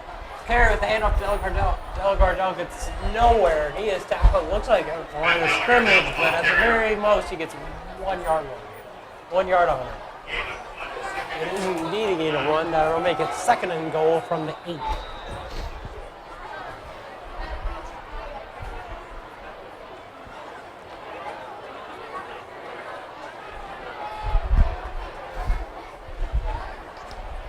Jefferson really needs to be watching Delagardale. Because if he gets this ball and he makes it. Speaking of Delagardale, Carey tosses it to him, and he gets a few more yards on that play, and he is down on the 6-yard line. That'll make it 3rd down for the Lions. 3rd and goal from the 6. 3rd and goal for Linn-Mar.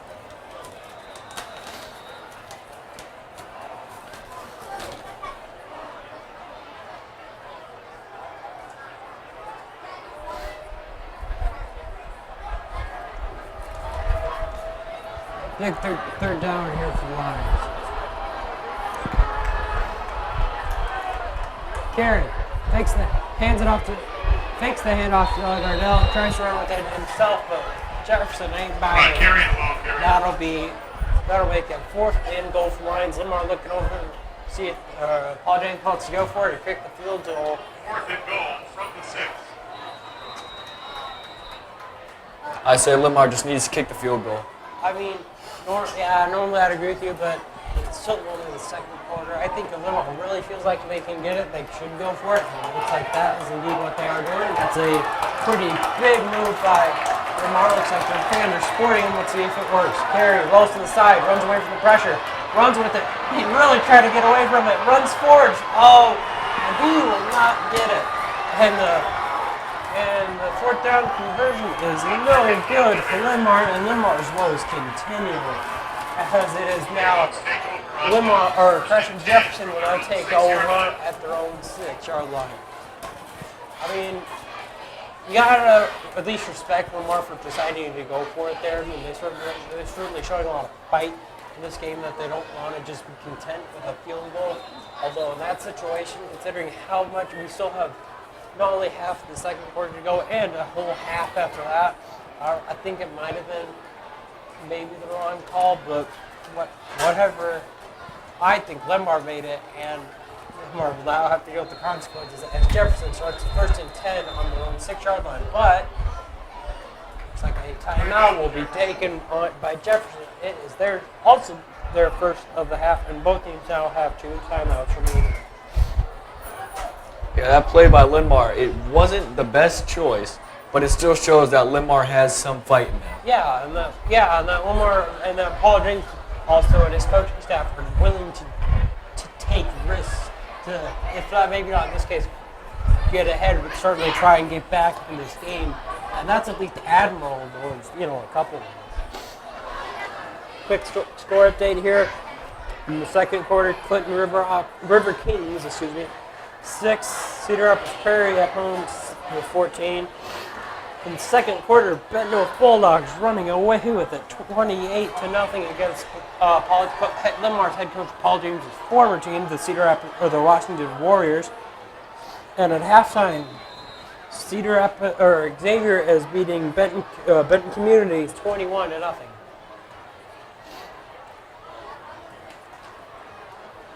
Varder hands it off.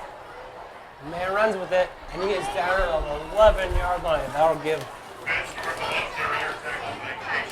give them some breathing room.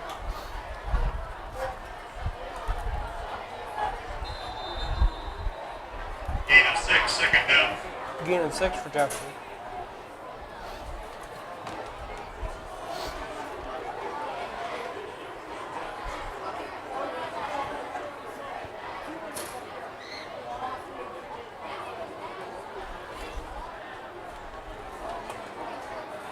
Varder hands it off to the man on the side, and he runs for, I believe, will be a 1st down there.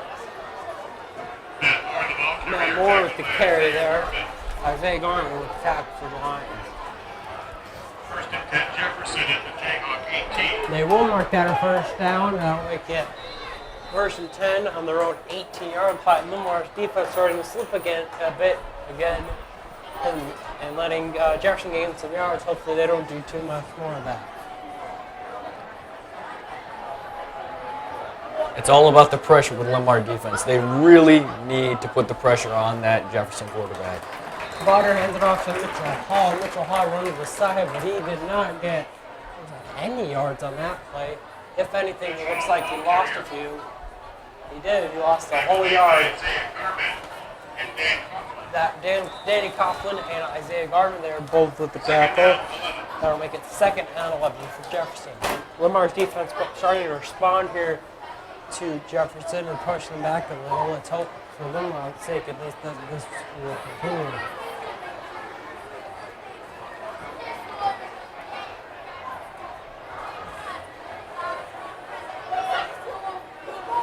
Potter drops back, throws it, man wide open. Oh, it is intercepted by Linn-Mar. He runs with it, running to the side, and he's down at the 18-yard line. Danny Coughlin there with the interception. Wow. Lions will take over 1st and 10 at what looks like to be the 19-yard line. That is a great interception there by Linn-Mar. And that really proved a big momentum shift as now Linn-Mar starting at the Jefferson 19-yard line. Let's see if this drive can go better than the last time they were down in the red zone when they went for it on 4th down and they didn't get it. See, Linn-Mar's so close. That interception really gave them an advantage for one. Yeah, well, to put a lot of life into them too. Just another really good try at trying to get that touchdown. That's tough to snap. Messes up the throw. And that looks like how they called their power and fielder. Boy, Linn-Mar fans loving that. Isaiah Garvin was the intended receiver on the play. Looks like it'll be a personal foul against the Jefferson Jayhawks. That'll move the ball forward for Linn-Mar. And man, that is not put Jefferson in at all in this situation. I mean, especially big here for Linn-Mar if they can score. With 2:42 left here in the half, if they can score and get into, they can go in the locker room. It's a lot of momentum, which you gotta think would help them.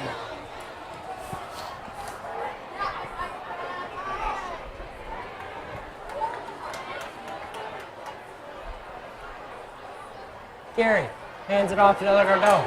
Yellow-Gardell runs a bit. He is tackling right around the 5-yard line. Gain him out 5 there for Linn-Mar.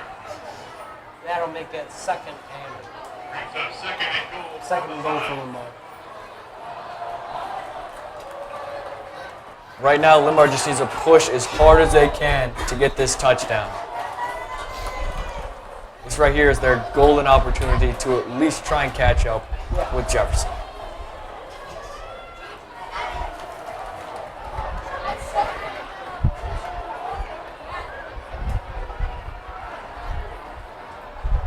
Carey hands it off to Yellow-Gardell. Yellow-Gardell runs with it. And he tries to push his way in, and it looks like he really pushes it right into the end zone. That is a touchdown for Linn-Mar. Their first and goal, how to make it 6 and 14. Yellow-Gardell there with a great run, and he just did not stop until he made it into the end zone. Linn-Mar certainly pumped up about that. That was an amazing play by Linn-Mar, and now they have just about caught up to Jefferson. Austin Cochran coming out with the extra point for Linn-Mar. The kick is up. And it is good. 1:42 left here in the half. Linn-Mar starting to finally get itself together. And to come back, score now. Linn-Mar 7, Jefferson 14.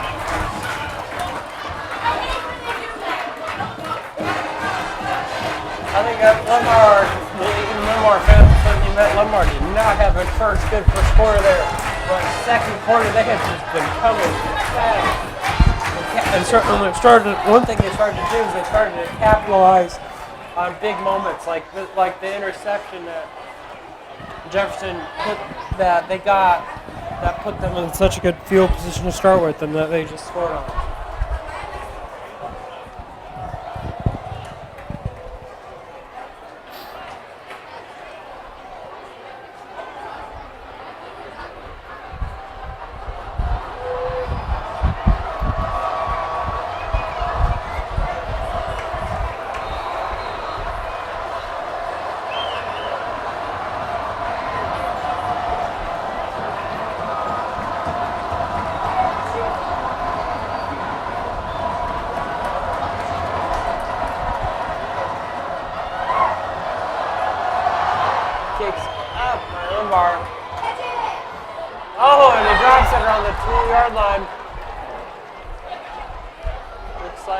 call.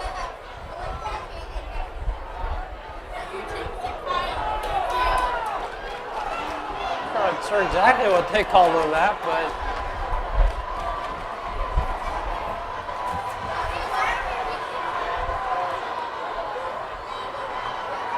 well, some sort of penalty against Linn-Mar. I'm sure. But Linn-Mar's Kankakee team's coming back out, so.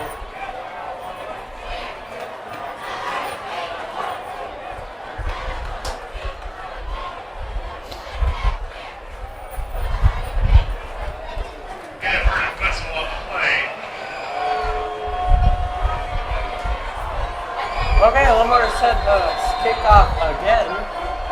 Here.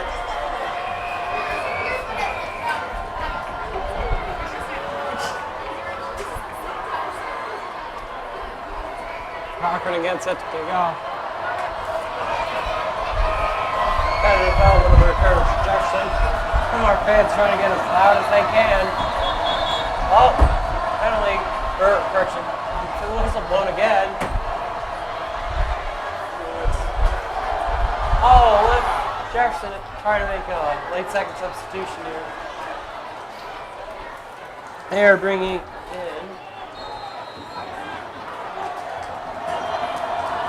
Noah Fernandez. Linn-Mar fans on their feet here at Linn-Mar Stadium.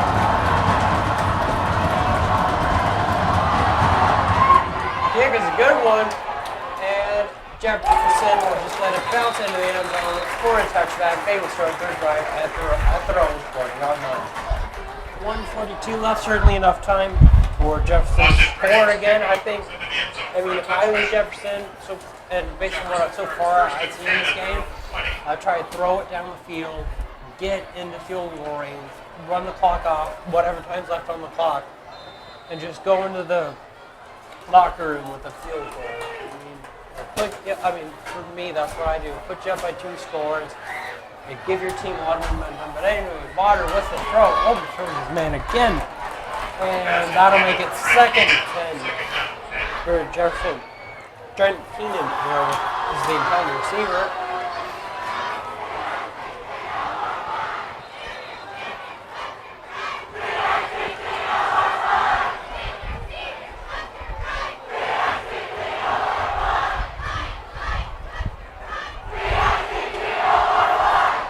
Back. Oh, underthrows this man this time. Water has just not been that accurate today. It's starting to add up for Jefferson. 3rd down for Jayhawks. 1:36 left here in the half.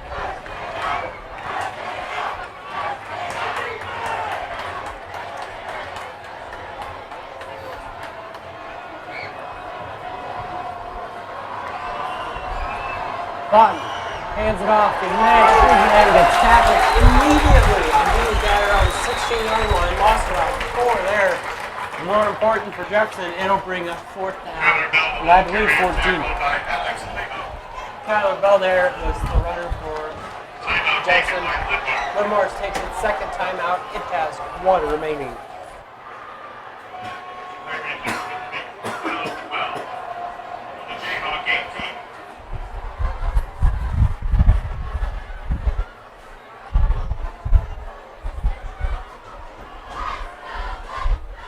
That touchdown for Linn-Mar really seems to have given them a big boost of confidence right now. Yeah, they're doing way better. It just, now if they can just keep Jefferson away from the end zone. That was a massive momentum boost for Linn-Mar, especially in the game that they have all in it. They not been doing a lot of things right so far. Trying to sort of pull themselves together for Jefferson, or Linn-Mar still taking time and well. Jefferson's ready to go. Jefferson just really needs to keep that ball away from the end zone. If Linn-Mar gets it, that's the only thing. They really need to keep it off of that side. So this kick, that is probably the best option. That's going to let the ball bounce, but it bounces a bit further than Linn-Mar would have liked there. And Jefferson to stop it at the Linn-Mar 23-yard line. Great start.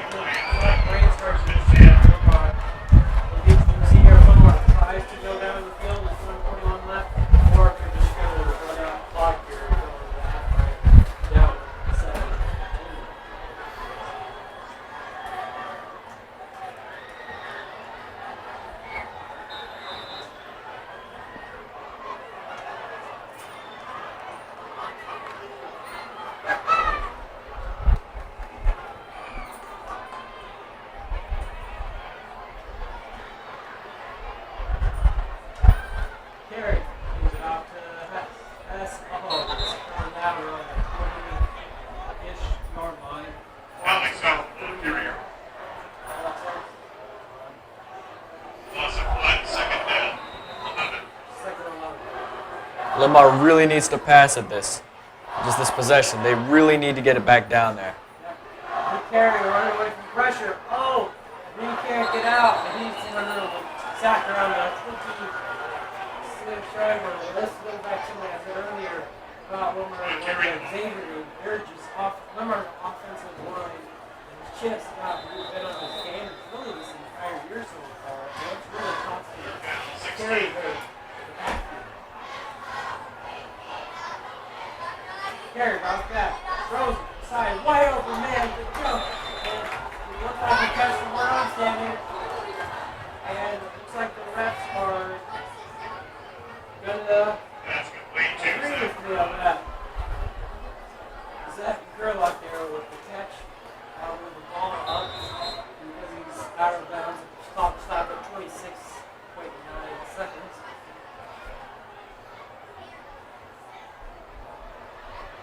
Fourth down, and Linn-Mar is going to bring out the punt team. But it looks like Jefferson coming in with the timeout. That'll make it. Their second of the half. Both teams have one remaining.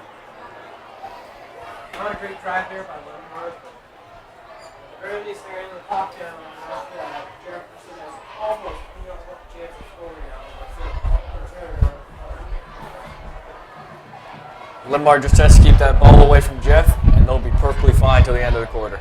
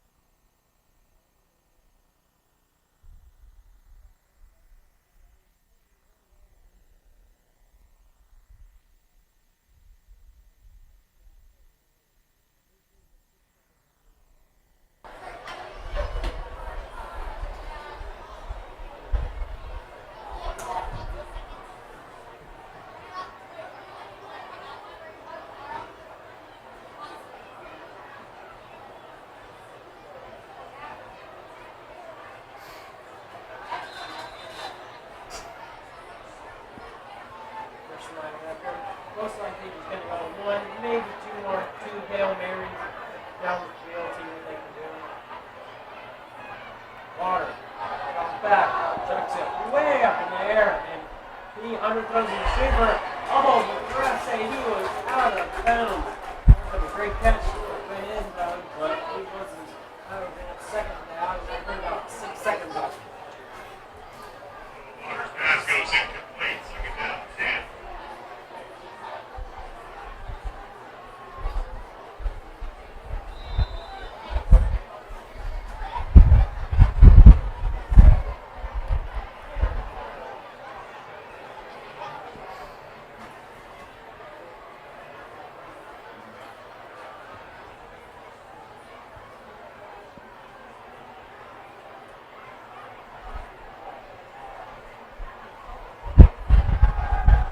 Back, throws it. Oh, it's hot.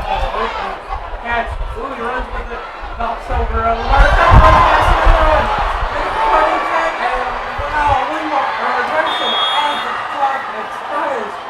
That was an amazing play by Jefferson. Yeah, just a total work. The defense there.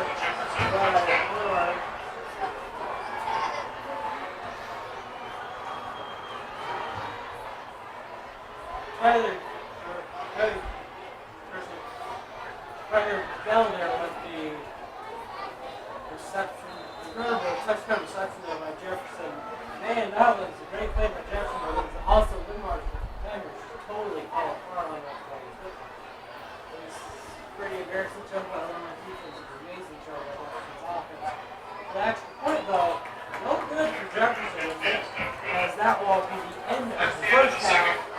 Jefferson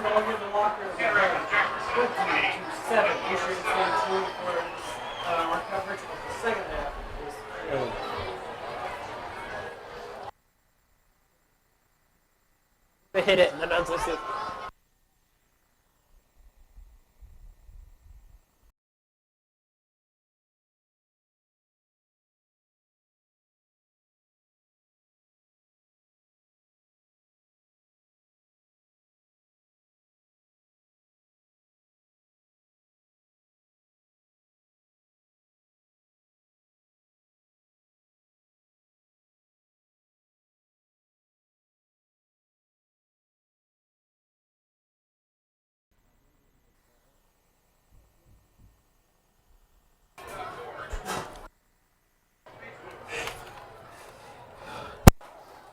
We are here live at the Linn-Mar senior and varsity football game.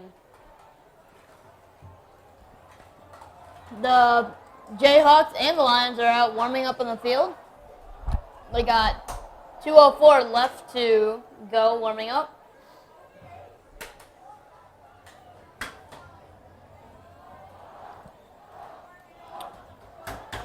Looks like the crowd is getting wound up.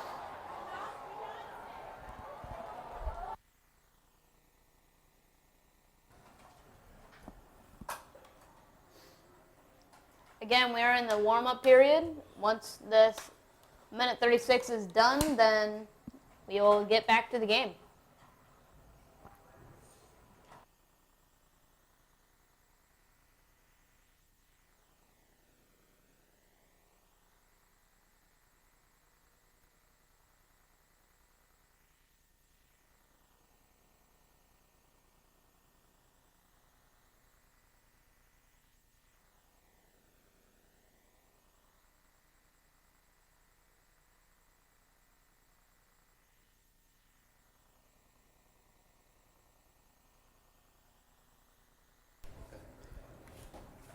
Welcome back to Linn-Mar Stadium for the second half of the varsity game. Jefferson, when we left for halftime, Jefferson is ahead 20-7. This time, however, I am joined by Kale. Hello, Kale. Hi, Cole. How's it going? Going good. Not for Linn-Mar, though. They're still down by 13, although they really seem to pull it together there at the end of the second quarter, especially with that interception and then touchdown by Dan Coughlin and then touchdown by Ben Delgardell there with a very impressive run pushing through the Jefferson defense. Let's see if Linn-Mar can keep that momentum going let's see if they can keep that spirit going into the second half. However, Jefferson did score that touchdown that amazing touchdown to end the half. So we'll have to see what team earned the most coming out of that half and it's got the most momentum. Well, hopefully Linn-Mar can come up with some good plays. Hopefully it's a mixture of passing and running. Hopefully it's just not running or passing. Yeah. Because in football you want to have the mixture of pass and run. And especially for this team because, I mean, Linn-Mar's has a good runner and a good quarterback, Trout Carey and Ben Delgardell. But I think the problem with Linn-Mar so far has just been running and passing, really, is that they've been so prone to giving up turnovers with interceptions, especially for big reasons, fumbles. And I think they need to really try and avoid that if they're going to stay in this game here and avoid it. And the kick. Linn-Mar took it off. Oh, Hess with the return there, and he is knocked down around the 17-yard line. That is where Linn-Mar will start their drive to start this half.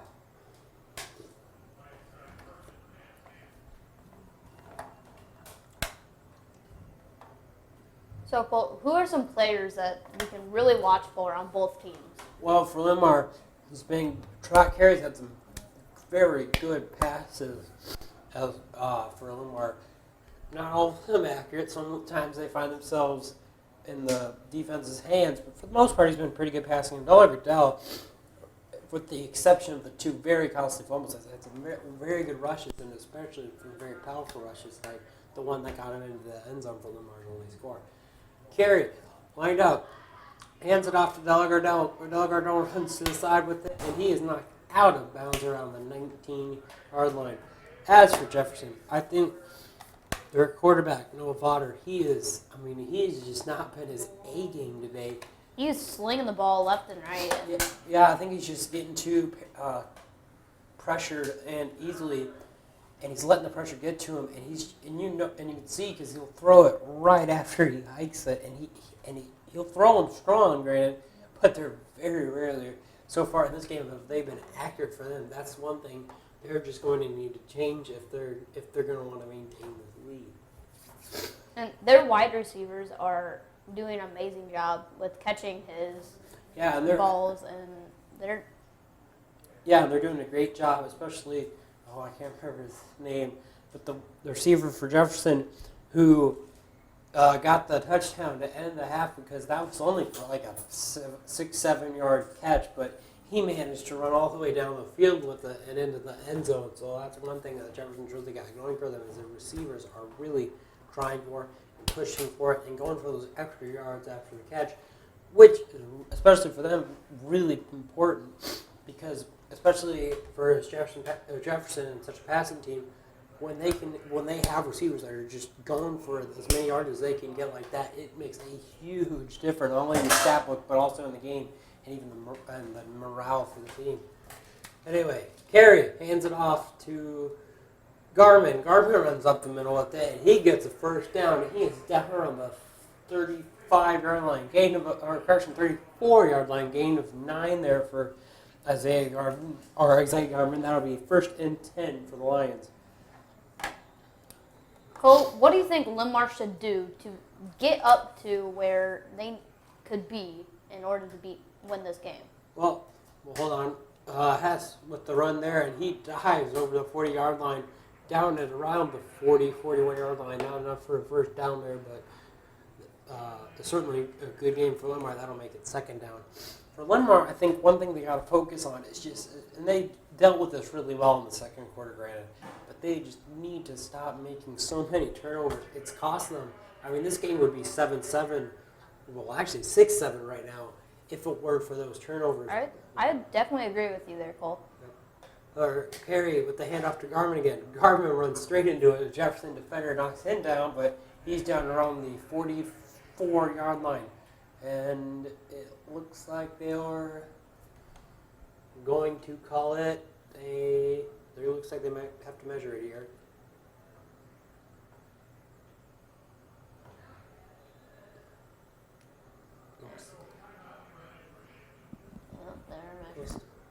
Looks like they're about to go measure the ball where it is and see if Linn-Mar gets a first down or not. Yep, bring out the chains. The ball just looks to me like it isn't, but I don't know. We'll see.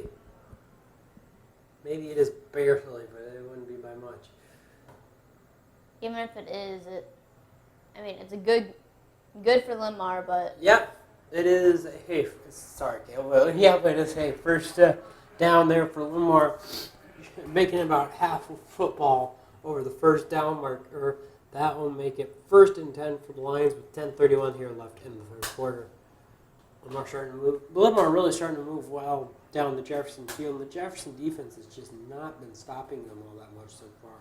Let's see if they can change that. Isaiah Garmin's had a few good runs here for them. ball's up and handed off to, looks like, Ben Delgardelle. Delgardelle, though, with the not a great run, a few yards. I mean, could have been better, could have been worse. Gain of about 2 yards, I'd say. That'll make it 2nd and 8 for Linn-Mar. Every yard counts, though, with Yep. running and passing. And, yep.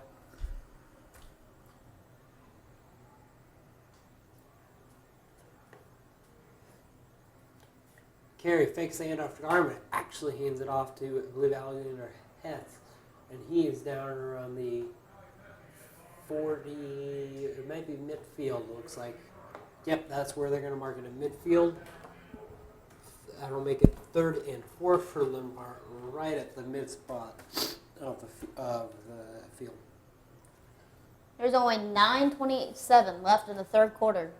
Hopefully Linn-Mar can score some points and maybe Jefferson will stop them. We'll just have to find out. Well, indeed, Carey with the handoff to, I believe, Hess. It's either Hess or Gardell. Yep, those are the two runners. It is Hess. That'll be a game of about 2. That'll make it hell. Linn-Mar hitting a lot of 2-yard runs here, but that's not going to equal a first down. That's going to make it 4th and about 2 for Linn-Mar. Let's see if they decide to go for it. I mean, that'd certainly be a bold decision, but It would be very bold. yeah, but both teams actually have already gone for it on 4th down, so clearly that's not a line either team really is afraid to cross. And Linn-Mar shows it here. They're going to go for it on 4th down. Carey tosses it to Hess. Hess runs with it. Ooh, it is going to be. That is probably going to have to be measured. That's going to be close. Jefferson sure quick to say it's a turnover, though. We'll have to see, though. I can't imagine they wouldn't bring out the change for this. Oh, That is a turnover. correction. I guess they won't. They already know. It'll be a turnover on downs for Linn-Mar. So for I believe the second time in this game, the 4th down conversion is not working to Linn-Mar's favor. But you still got to admire Linn-Mar and Linn-Mar's coaching staff too, because they have been pretty obviously not afraid to go for it on here on 4th down. Which I mean, certainly there are some coaches who wouldn't even consider going up on 4th down for very extreme situations. Linn-Mar's head coaching has been very liberal with its use. They're definitely trying to get the ball down the field and score some points. Yeah, I think it really shows like they're not afraid to do what it takes to win. It doesn't always work out like it did for Linn-Mar, but it's at least trying for it. Anyway, Potter hands her off up the middle, and his running back's down around the 49-yard line. That'll be a gain of about 2 for Jefferson. That'll make it 2nd and 8. Man, there's a lot of 2-yard runs going on right now. Yeah, let's see if anybody can go for a 3-yard run. Maybe even a 4. Yeah, don't get crazy. Anyway, after that 2-yard run, Jefferson had a 2nd and 8 on their own 49-yard line. Still up by 13 here.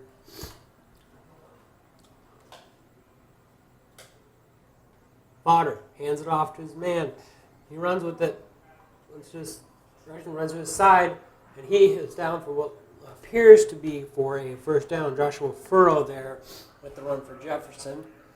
That's a first down for Jeff. Yep, Jeff Field just starting to march down. Jeff's trying to march down the field. Let's see if Linn-Mar's defense will come up for a stop for them, because if they can't, well, eventually Jefferson's going to get into the end zone. If that happens, I wouldn't say the game would be out of Linn-Mar's hands, but Linn-Mar Would have to definitely try. Yeah, Linn-Mar would definitely have to score on the ensuing possession, because otherwise it might be out. Potter hands it off. His man runs up the middle. Does not get much of anything, if anything at all. And it looks like they will mark him down at the 41-yard line, or correction, the 40-yard line. That'll make it 2nd and 9.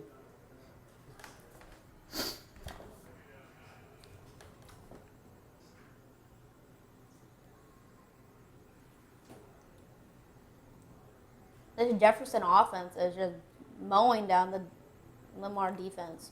Yeah, in these last recent plays. Yeah, Linn-Mar's defense has just had no stop for them. Let's see if they can convict that. Potter with the hands it off. His man runs up to the 37, I believe, yard line, I want to say. 37, 38-yard line. That'll make it 3rd down for Jefferson.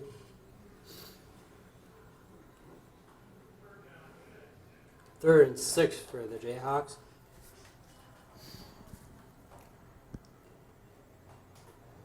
And this Linn-Mar defense needs to buck up and get going. Yeah, and they need to. Yeah, and especially be important here that they need to make a big stop for them. Potter makes the handoff, throws it immediately, man wide Number 10 open. with the catch. Yep, man wide open, That and is a touchdown. he will run untouched into the end zone. Trenton Cone, I believe. That will. In for the touchdown for the Jayhawks. Now it's 26-7. Yep, Jayhawks are just starting to run away with it. Linn-Mar is really going to start to have to hope at least to score anything, even if it's a field goal, even when they get the ball back, because they're going to have to put up some sort of defense to Jefferson. Otherwise, this game is going to get really out of hand really fast. Extra point. is good for Jefferson this time. That'll make it Jefferson 27, Linn-Mar only 7. And Linn-Mar starting to let this game slip out of their hands. Some more other score updates where East Buchanan is beating North Lynn 28-6 in the fourth quarter, and also in the fourth quarter, Iowa City Regina is just crushing Wapello 56-7. In the third quarter, Prairie is beating Clinton 28-6. Also in the third quarter, also in Cedar Rapids, but at Kingston, Bettendorf is beating the Washington Warriors 49-0. And in the fourth quarter, the Xavier Saints are beating the Benton Bobcats 24-8.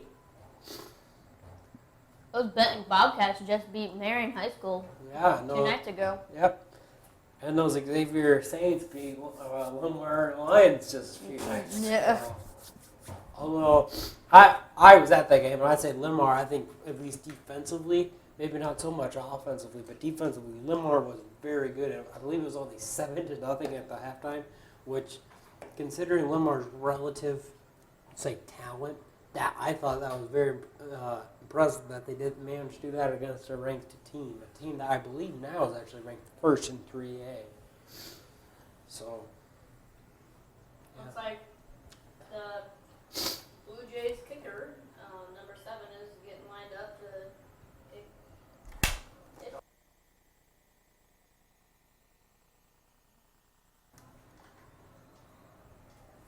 Sorry. I meant to say Jayhawks.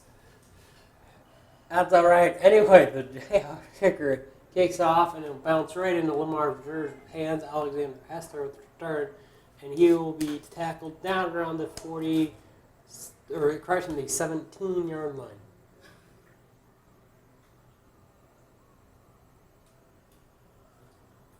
Not great starting position there for Linn-Mar, but I mean they got to start somewhere. But, I mean, it's just like their last possession.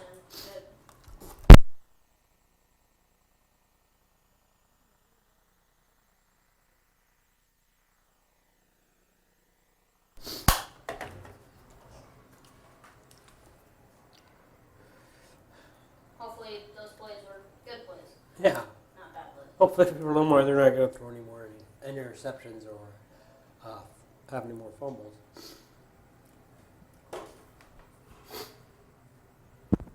Carey fakes the handoff, throws it, and it is caught down around the 21-yard line. Chase Schultz there with the reception.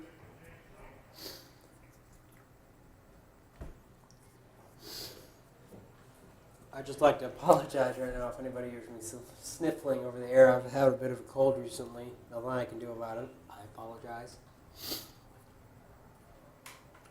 Limmar's getting set up. Carey getting ready. Throws it right away. Didn't waste any time thinking about that one. Ooh, and he is knocked out at around the 26-yard line. He got hammered out of bounds. Yeah.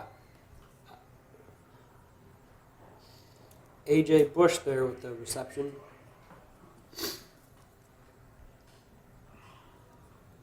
Well, hopefully Linn-Mar can make this play maybe a rushing play, maybe to Hess or Delgardelle, just to get up the field a little bit more, so they don't have to go for it on fourth down again. Yep, an important 3rd and 1 here, and looks like they're going to run it with Hess, and Hess gets it all the way down to around the 33-yard line. That'll be more than enough for the first down here. Linn-Mar's starting to get the chains moving. That'll be 1st and 10 down at their own 34-yard line. Still a ways to go to the end zone, but you know what? They're closer to it now than they were here before. At least they're getting yards down, and Trot Carey with the throw and Oh yeah, it's tipped and intercepted. bobbled tip, and it's gone. Yep, you can hear it here in the press box. Coaches were not happy about that one. Definitely not. No.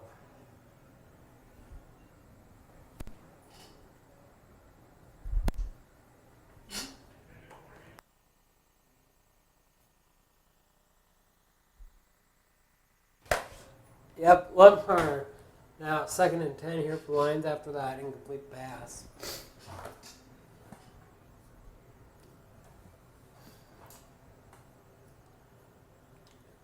Gary with the handoff to S. Has breaks through a tackler. Gets tackled down around the 38-yard line, I would say. I mean, you know what? Hess hasn't had a lot of major runs in this game. But he's got a lot of yards and he's helping the Linn-Mar Lions out a lot. Yeah, and he's really been pushing on a lot of his runs. They're not big gains, but they're very consistent gains, which, Hess is trying to be one of those star players that you want to see every game. Yeah. And he's done very well. And he's certainly a good person to have behind starting from Delgado. Carey drops back, immediately got guys on it, throws it to Hess. Hess runs out of bounds. I believe he did get the first down there, if only by a yard or two. And it looks like the refs agree with me on that one, and it is indeed a first down and 10 for the Lions. They will mark it down at the 46-yard line. Linn-Mar again moving consistently down the field. They're definitely moving the chains a lot better. Yeah, our offense at the very least has definitely come bumped up out of the locker room from halftime. Although that also might be a little bit of urgency on their part because they know they need to score here with after Jefferson scores and try to keep it in the game. Carey drops back, runs to the side, throws it. It is bobbled by A.J. Bush. I don't believe he caught it, and it looks like he didn't on that play. And they mark it incomplete. That'll make it second down for the Lions, 2nd and 10.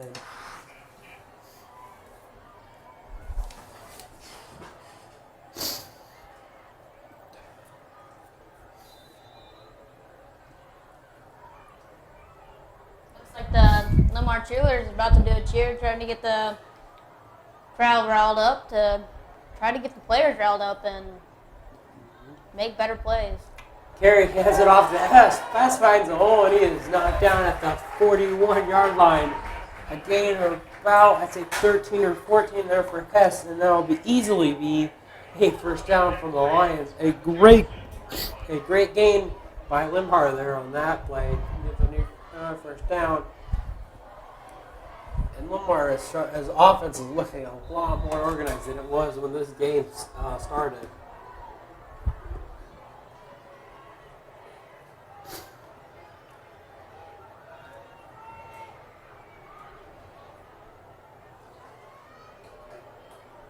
Carey hands it off. Oh, and he's not going. Just barely got any yards.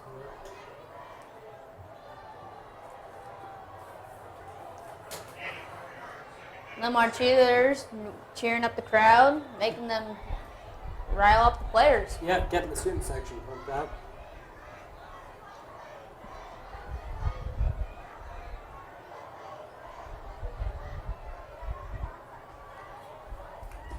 Carey got his man set up here, hands it off to makes the handoff actually. Oh, it's throw. He caught it. I think he had a foot in, and he did. It looks like that was an amazing catch. Yep, that was an incredible catch by that girl out there on the play. And now we get first down for the Lions. 1st and 10 from their own 27-yard, or the Jefferson 27-yard line. 2:36 left here in the third quarter, but Linn-Mar started to push down, closing in here on the red zone. And we got timeout. Just hopefully they don't make a bad play that leads to a fumble or an interception. Yep. That would be really bad for the Lions here. Timeout taken by Jefferson. That is their first of the half. They have 2 remaining.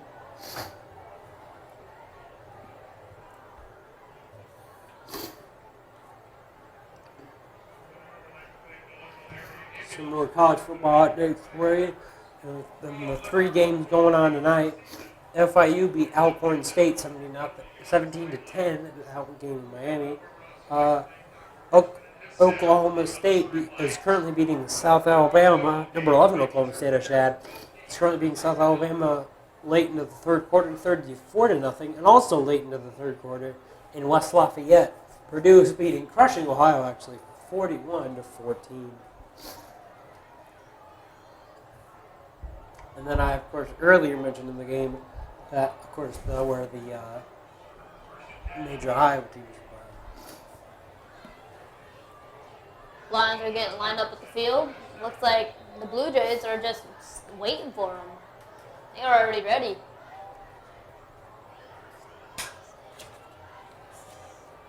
Anyway, Lions. Carey fakes the handoff, runs away from the pressure. And gets sacked. Yep, breaks away from one guy, but he couldn't break away from them all. He's down at the 35-yard line. Lost about 8 there for the Lions. Certainly not what they had happen. Seemed almost like a replay of what happened against Xavier. That was basically, right there, that was basically the entire game for Linn-Mar's offense. It's just Carey running away from the pressure. Hopefully, this Linn-Mar team can bulk up and get some runs and maybe some pass plays and get to the end zone to score some points. They definitely need them. Yep. Carey fakes the handoff. Throws it to Hess. Hess catches it. He runs with it. Oh, he runs it, and he is pushed out of the sideline around the 25-yard line. He manages to get back to the original, about the original line of scrimmage, but that's about it.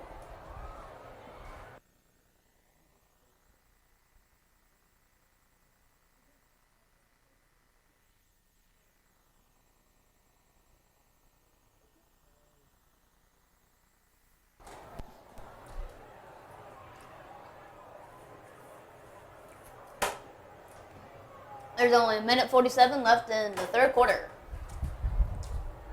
Jefferson runs all the men up the line. Hess gets the handoff, runs to a side, flags on the play, and he is thrown down to around the 9-yard line. Uh-oh, looks like there's an injured Jayhawk on the field as well. Looks like it's number 10, Trenton Coonan. I'm not even attempt to pronounce her last name, so I might offend somebody. But he has been a very important playmaker for Jefferson tonight, and hopefully for them at least. Let's hope he isn't out of the game long. Although it does look like now the medical staff of both teams are overtaking a look at him.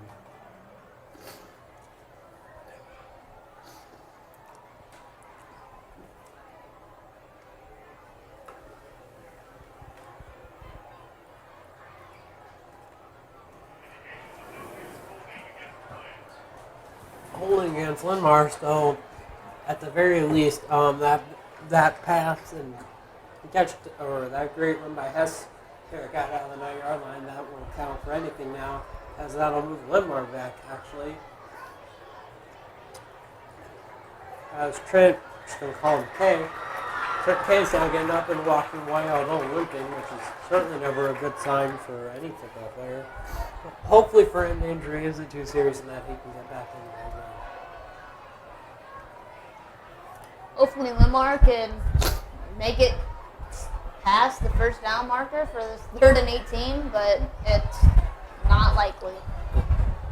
Yep, Linn-Mar is definitely, I think, going to have to go with the pass here because the running game relatively strong as far as at least yardage is concerned, but normally I don't even think Linn-Mar think they can run this one off. With 1:40 left here in the third quarter. 3rd down, 18 for the Lions from the Jefferson 35. Jefferson, or correction, Linn-Mar will be starting this play from the Jefferson 35.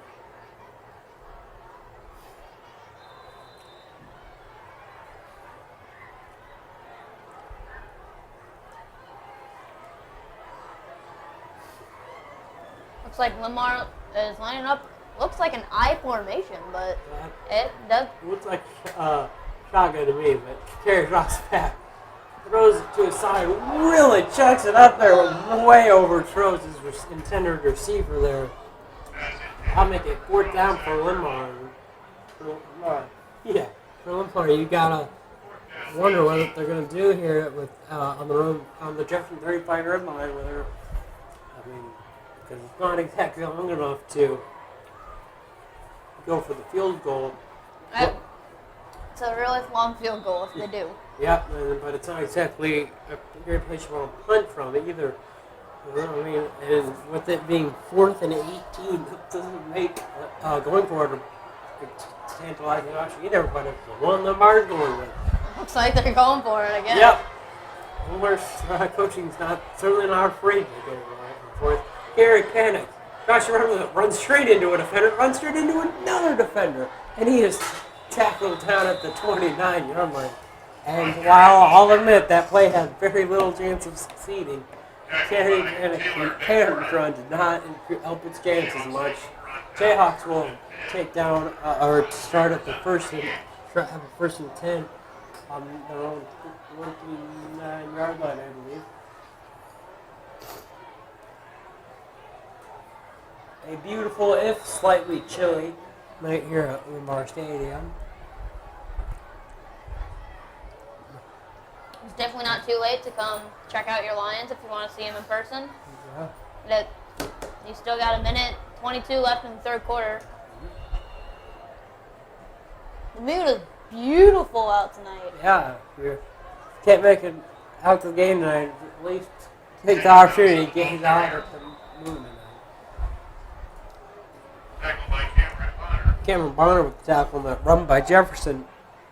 That'll make it 2nd and 7 from their own 31-yard line.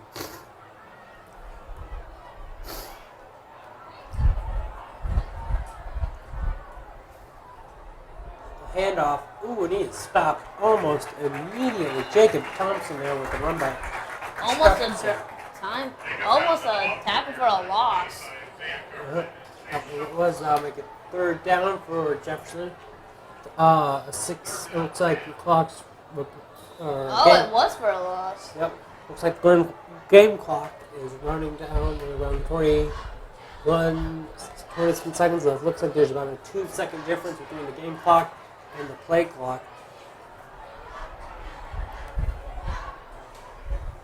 Let's see if the Jayhawks can get a playoff in these 5 seconds.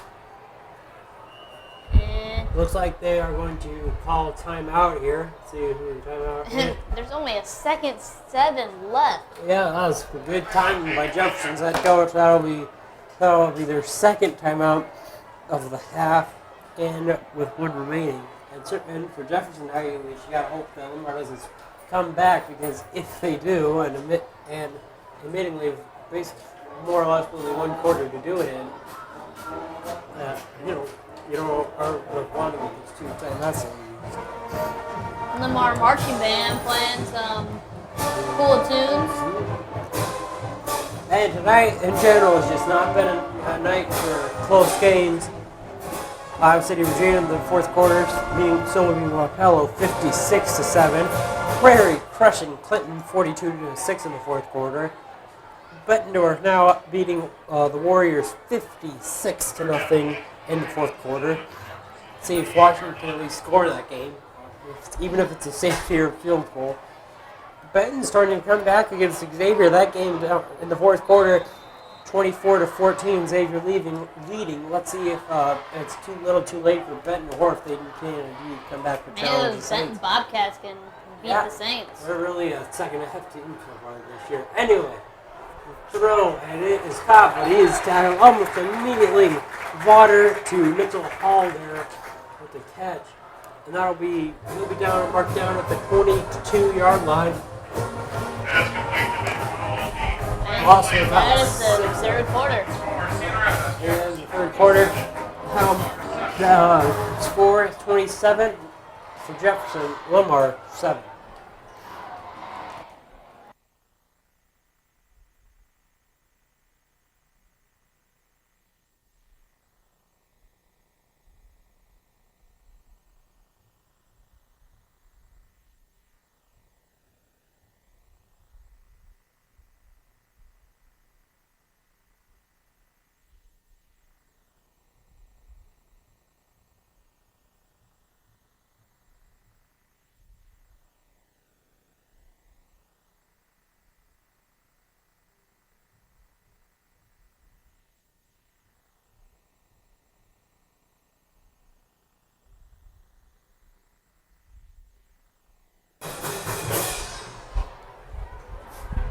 Linn-Mar marching band trying to rile up some people. Hopefully the energy will transfer to the Lions and the kick. The punt and up. It's a long one, and it will bounce out of. It looks like it will bounce, and Jefferson will pick it up at the 32-yard line. And that is where Linn-Mar will start this fourth quarter here. Jayhawks now with punt at the Linn-Mar 32. Lions take over first and 10. Well, these Linn-Mar Lions definitely aren't giving up on this chance to win. And, I mean, they're down by 20, but in all reality, they have 11:48. If they can score a couple more touchdowns, have a good chance. Yeah, but Linn-Mar, I think for me, at least for Linn-Mar, is definitely going to have to score here. It doesn't have to necessarily be a big score per se. Even a field goal will do. They just need to get points on the board. Carried with the pass, it is complete. He shoots past the tackler, and he is tackled down at the 40-yard line. Zach Gerlach there with the catch for the Lions. 8 yards, that'll make it 2nd and 10 for the Lions.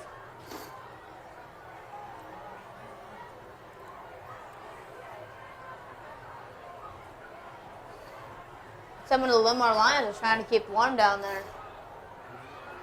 Hess with the ball. Runs to the side. Ooh, did find some space.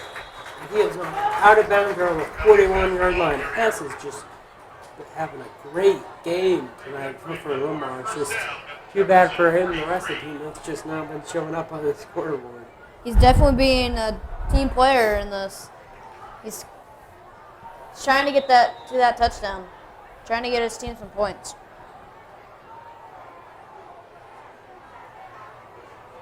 Carey hands it off to Hess. Hess runs to the side with it.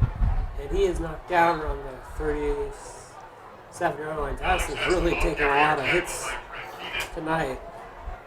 And he just keeps on going. Carey really needs to start, at least try to throw a couple passes in. Because the Blue Jays defense is just guessing what they're doing. Pass complete to Trent Trent Mullen was the catch there. That will be close, but it won't be enough for a first down. That'll make it 3rd down on the 34-yard line. It is now 3rd down and 1 for the Lions.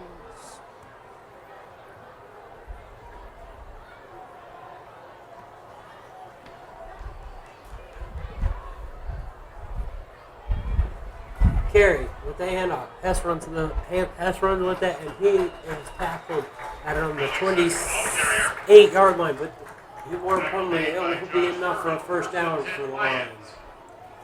Another score update from here. This one coming in all the way from Ames. In the fourth quarter, the Little Cyclones are beating the Little Hawks from City High 49-25. Hopefully, the Iowa State game tomorrow can be just a little bit closer. Hopefully. Yeah. Carey with a pass to a wide open receiver. Ooh, he is poked well out of bounds. Pass complete to A.J. Cush there with the reception. 1st and 10 for Linn-Mar.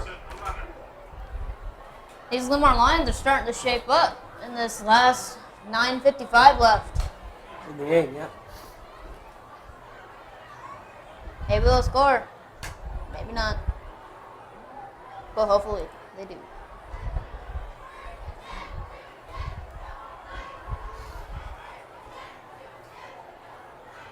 Carey hands it off. Run up the middle. He's down around the 10-yard line. Alex Hess there with the run. That'll be a gain of about 0 yards. Oh, freshman, no gain on the play, actually. Maybe a gain of about 5 inches, but nothing more than that.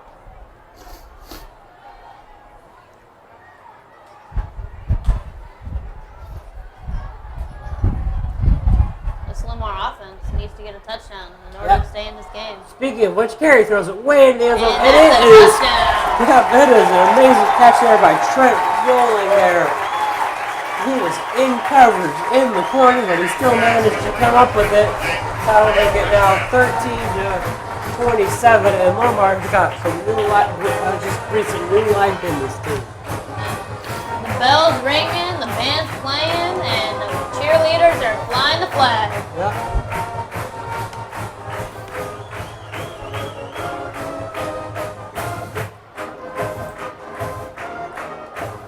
Oh, look!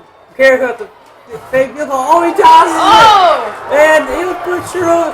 Oh, it does. He just got stopped just short of the end zone, and I didn't see the beginning of it, so I couldn't see whether or not they intentionally looked for it. But no matter what, it is no good, and that will make the score an odd 13-27. So some more score update finals here over here. Mount Vernon beat Comanche 69-0.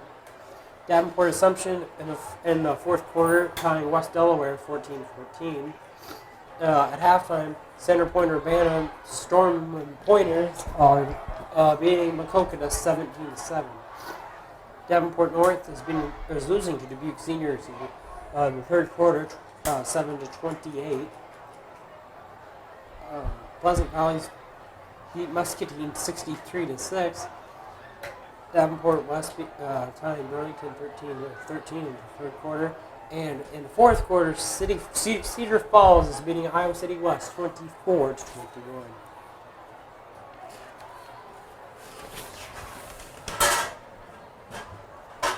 Hopefully this kick can soar because Linn-Mar defense needs it. Yep. Hopefully, Twitter for Jefferson will stop it. Hopefully they're prepared for anything though.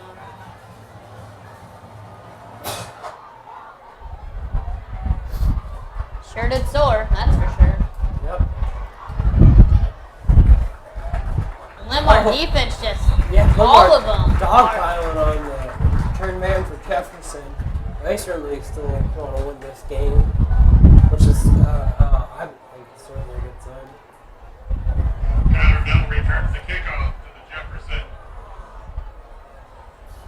Turn all the way to Jefferson's 22-yard line there. I think for Jefferson right now, you don't have to worry so much about scoring as just maintaining the lead you got and just starting to. I think now Jefferson's just got to start running out the clock as much as they can. However, the pass, and it Pass is incomplete. yeah, and their wide receiver really gave everything on that one. Joshua Furrow there was the intended target.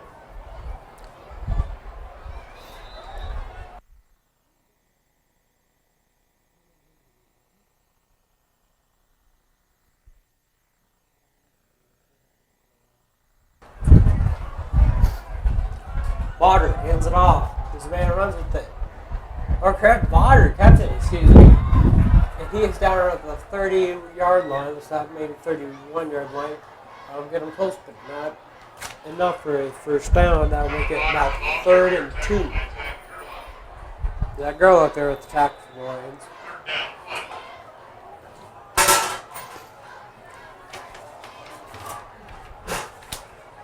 These Linn-Mar defenders are trying to get to the quarterback, but the quarterback is just sling the ball right before they get there. Botter runs with it. Oh, and he is tackled at the 32-yard line. Looks like he did get enough for the first down. We'll see if the refs rule. They say he did get it. Making first down for the Jayhawks.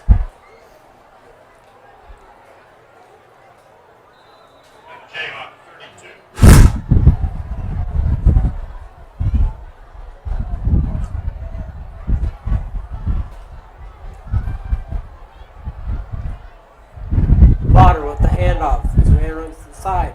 He is tossed down around the 35-yard line. Gain of about 3 there for Jefferson. There's only 8-10 left in this last quarter of this game. If Linn-Mar wants to win, they really need to bulk up, get the ball back, and score.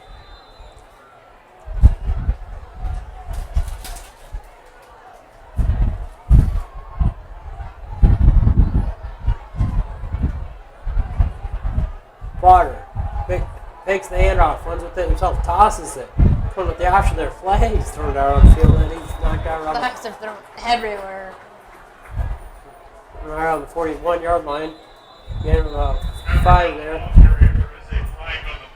Let's see what they will flag. Holding on Jefferson. That'll move them back 5 yards. Or make it 2nd and 11 now. Hopefully this Linn-Mar defense can keep doing what they're doing, and maybe they'll get the ball back, score a couple. Yep. Never know. Linn-Mar could certainly use Jefferson to turn it over here.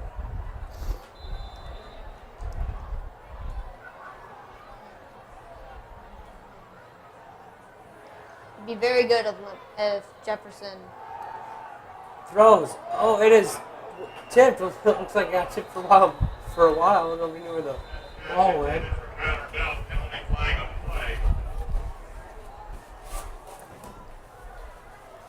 Penalty on the play.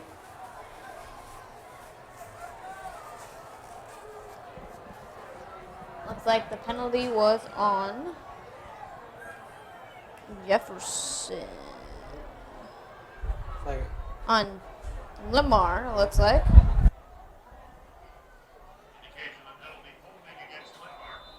The penalty was holding against Linn-Mar. That's a 5-yard penalty. So the Jayhawks will move up 5 yards.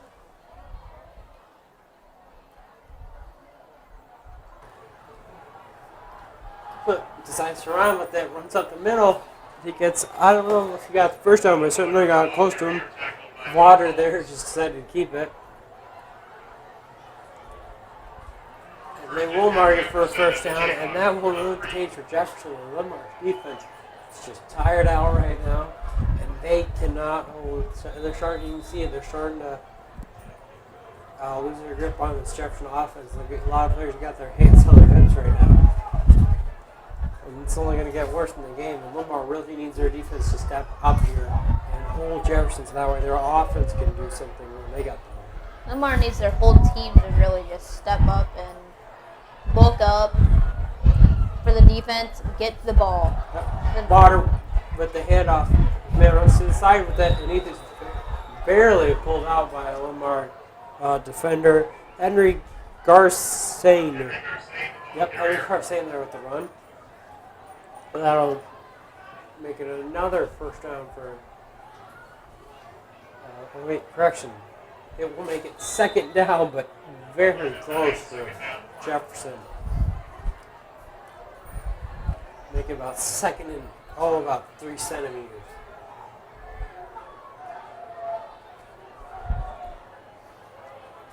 Linn-Mar defense needs to make a play here. This would be a pretty important spot to stop the good. Water drops back, throws it deep to the side, and it looks like it. Oh, what? It was caught. Yep. I don't know how. I'm glad we're recording this because I probably wouldn't believe it if I saw it, but That was caught. yeah. Somehow, but there was a penalty flag thrown on the field. Let's see who it's against. Holding against Jefferson, so the impossible catch will not matter because.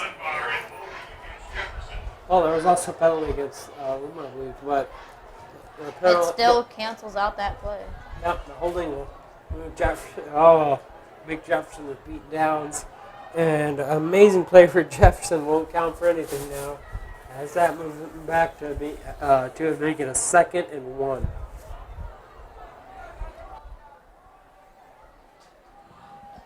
Penalties are offside 8. Second down, 11. Water runs it. Oh, and he gets thrown to the ground by his head, Carter. But it will be enough for a first down for Linn-Mar defenders just threw themselves at each other. Yeah.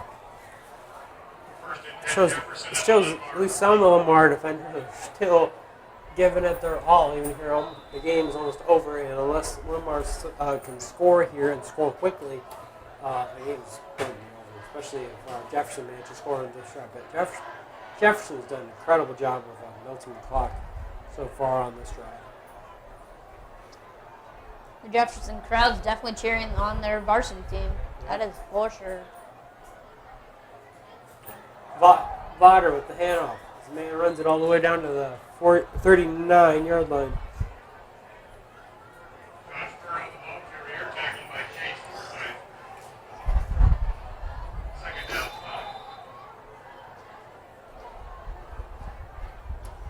5. All these Josh Burrow there with the run there. These Linn-Mar defenders really need, I know I've said this a lot, but they really need to bulk up Yeah, and get to the ball and Yeah. get the plays done. Yeah, they can't just allow big, even like medium-sized gains by Jefferson drivers. Run there by Jefferson. Ball carrier, tackled by Chase Forsythe. Chase Forsythe there with the tackle for Linn-Mar. Third down 3. Second and 3. Or correction, third and 3 for Jefferson.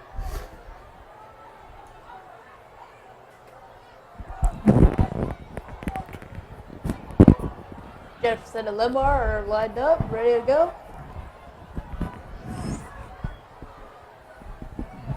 Only 4:57 left in this game, and Jefferson runs it straight up the middle. Let's see if it looks like they got enough for the first down. Ball carrier, it tackled by Isaiah Garnett. looks like they do. Yep. No, they don't. Fourth and 6 inches there. Isaiah Garman with the tackle.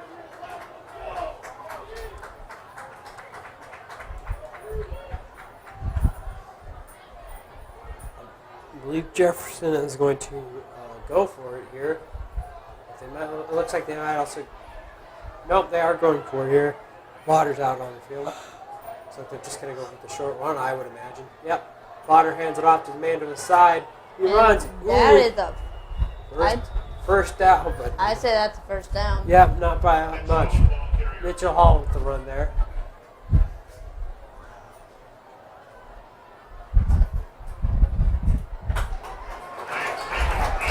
Lions take over.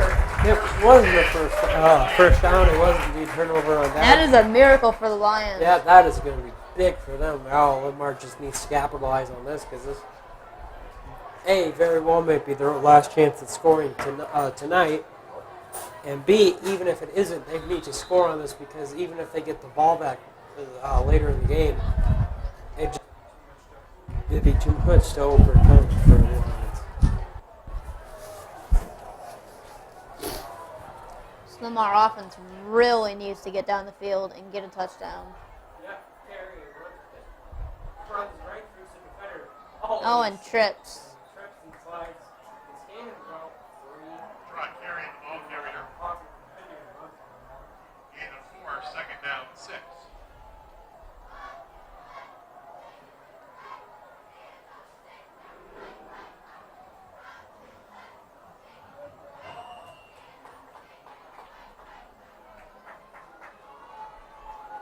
Pass complete to Trent Mulling.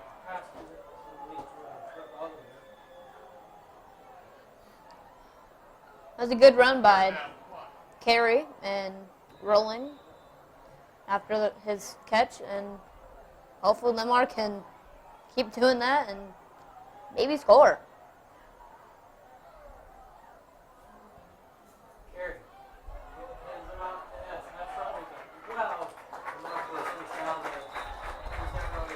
Alex Hess carries for a Linn-Mar first down. First and 10 at the Jefferson 44.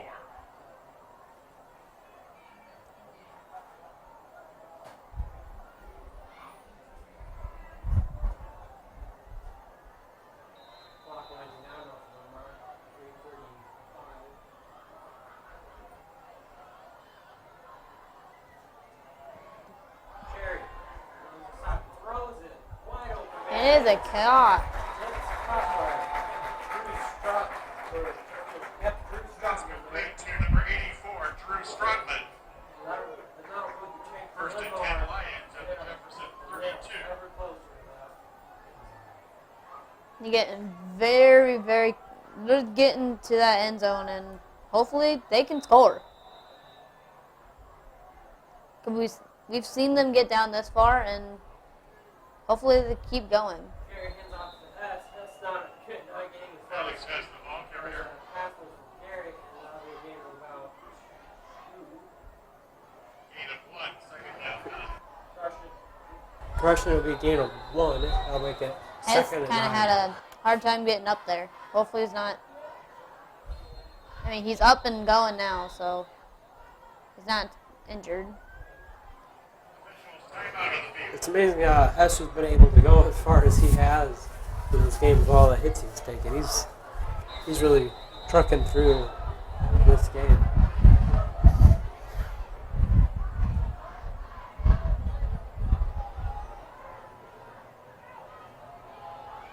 Carey drops back and throws, and it's incomplete. It hit a receiver though, so it was very inaccurate pass by Carey.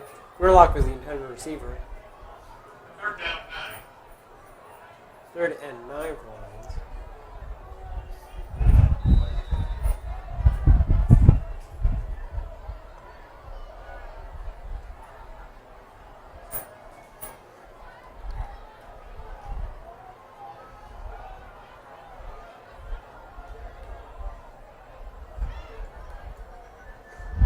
Carey fakes the handoff, drops back. He's immediately pressured, throws it to Hess. Hess catches it.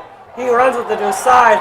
Oh, and he's knocked down just around the 23-yard line. That was a borderline touchdown saving tackle there by Jefferson because Hess had all the room in the world to run. Hopefully that's a first down for Linn-Mar. Yep, looks like, nope, it looks like it'll be 4th down.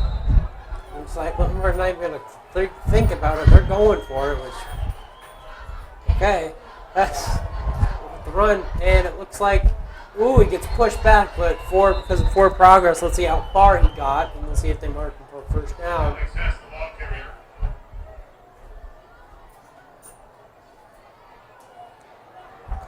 It looks like a first down. Barely. Hess was able to push forward just far enough before he got pushed back to get the Lions in first down. 2 minutes remaining. Linn-Mar is really going to have to score here, otherwise it's all over. Carey drops back, looks, throws into the end zone. He's got a man. It is Incomplete. He caught it, but he dropped it at the last second. Oh, it's just so close for Linn-Mar. Pass intended for A.J. Bush. A.J. Bush there with the incomplete pass. Not what Linn-Mar wanted at all.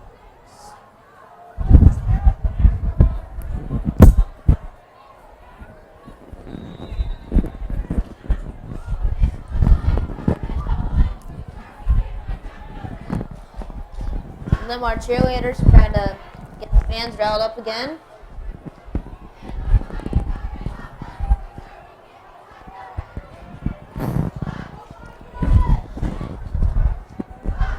Carey runs, throws it. Oh, it is It is caught. caught. But he barely, He had to do a couple toe taps there.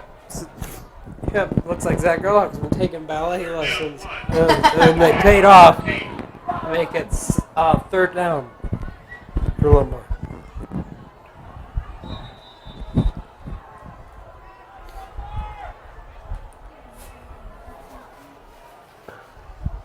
Gary hands it off to S. S runs with it.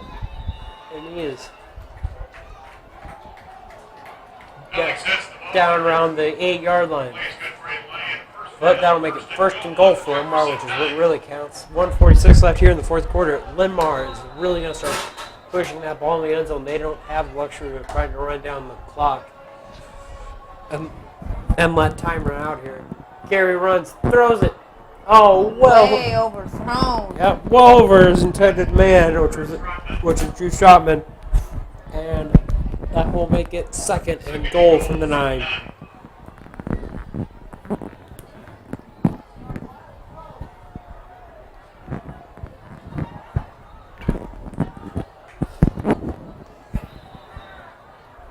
Linn-Mar offense getting ready to hike the ball and hopefully get a touchdown. Carey hands it off to Hess, but Hess is almost is gone down almost immediately. And man, it's Taylor Victoria, the man with the dog, Larry. He's sure happy about that. Linn-Mar taking a timeout here. That is their first of the half, and they have 2 remaining. 129 here. I mean, Linn-Mar just, especially here on 3rd and goal, Linn-Mar is going to have to get a touchdown here. I think at this point, field goal is almost completely out of the question here because they're going to have to score, and then maybe, and they're probably going to have to go for the onside kick. And if Linn-Mar can't make that, well, then I just don't see them coming back in this game. But if Linn-Mar can manage to get that onside kick and then score, because then all they have to do is get an extra point, and they win this. But that's a lot of ifs for Linn-Mar. And like I said, for 129, I just it's possible, but it's not that possible. These Lions really need a miracle, and they've had a lot of miracles, and a lot of them have worked out in their favor. Some of them just happen to be a bad miracle for them.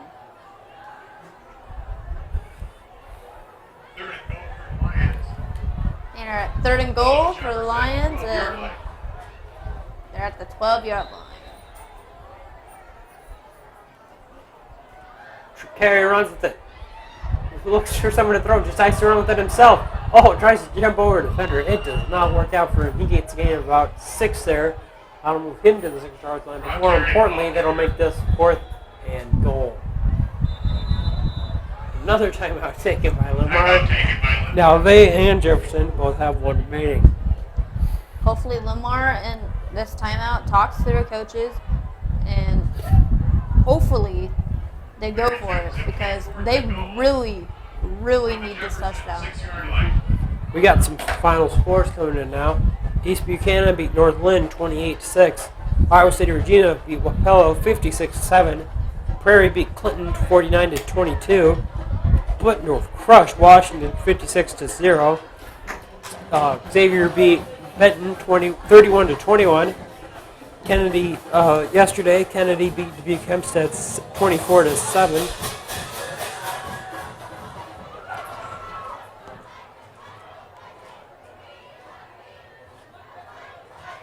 Alburnett lost to Wapsie Valley 32-0.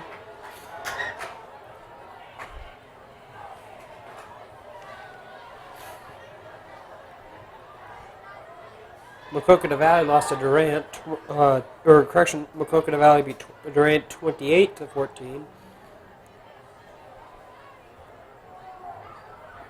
West Des Moines Dowling beat West Des Moines Valley 42-12. Hopefully this Linn-Mar offense can score in this last minute 18 of the game, and hopefully they can get more points on that board. Yep, it looks like Jefferson with another timeout. Jefferson will use their final timeout here. They're just trying to ice everybody on the Linn-Mar offense. Yep, this little game is coming down to this play here, 4th and goal from the Jefferson 6-yard line. Well, not a final score, but in the 4th quarter, Ames is beating City High 49-33.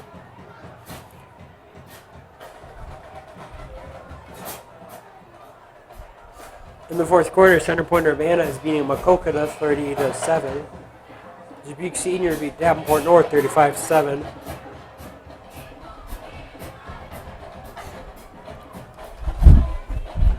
Iowa City West is tied up Cedar Falls 24-24 in the 4th quarter. Dubuque Wallards beating Clear Creek Amana 42-13. Marion beat DeWitt Central 49-3.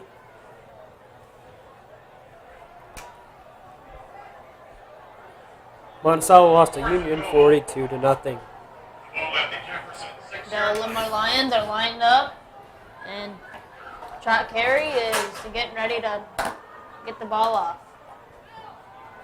Carey. Back. Oh, he gets smashed, but he made it off the Hess. Hess gets in, guys. And the rest of the media, let's say he is in. And Linn-Mar is still in this game. that'll make it. With a minute 11 left, they scored. Yep, that'll make it 19-27, and Linn-Mar. Let's go for the.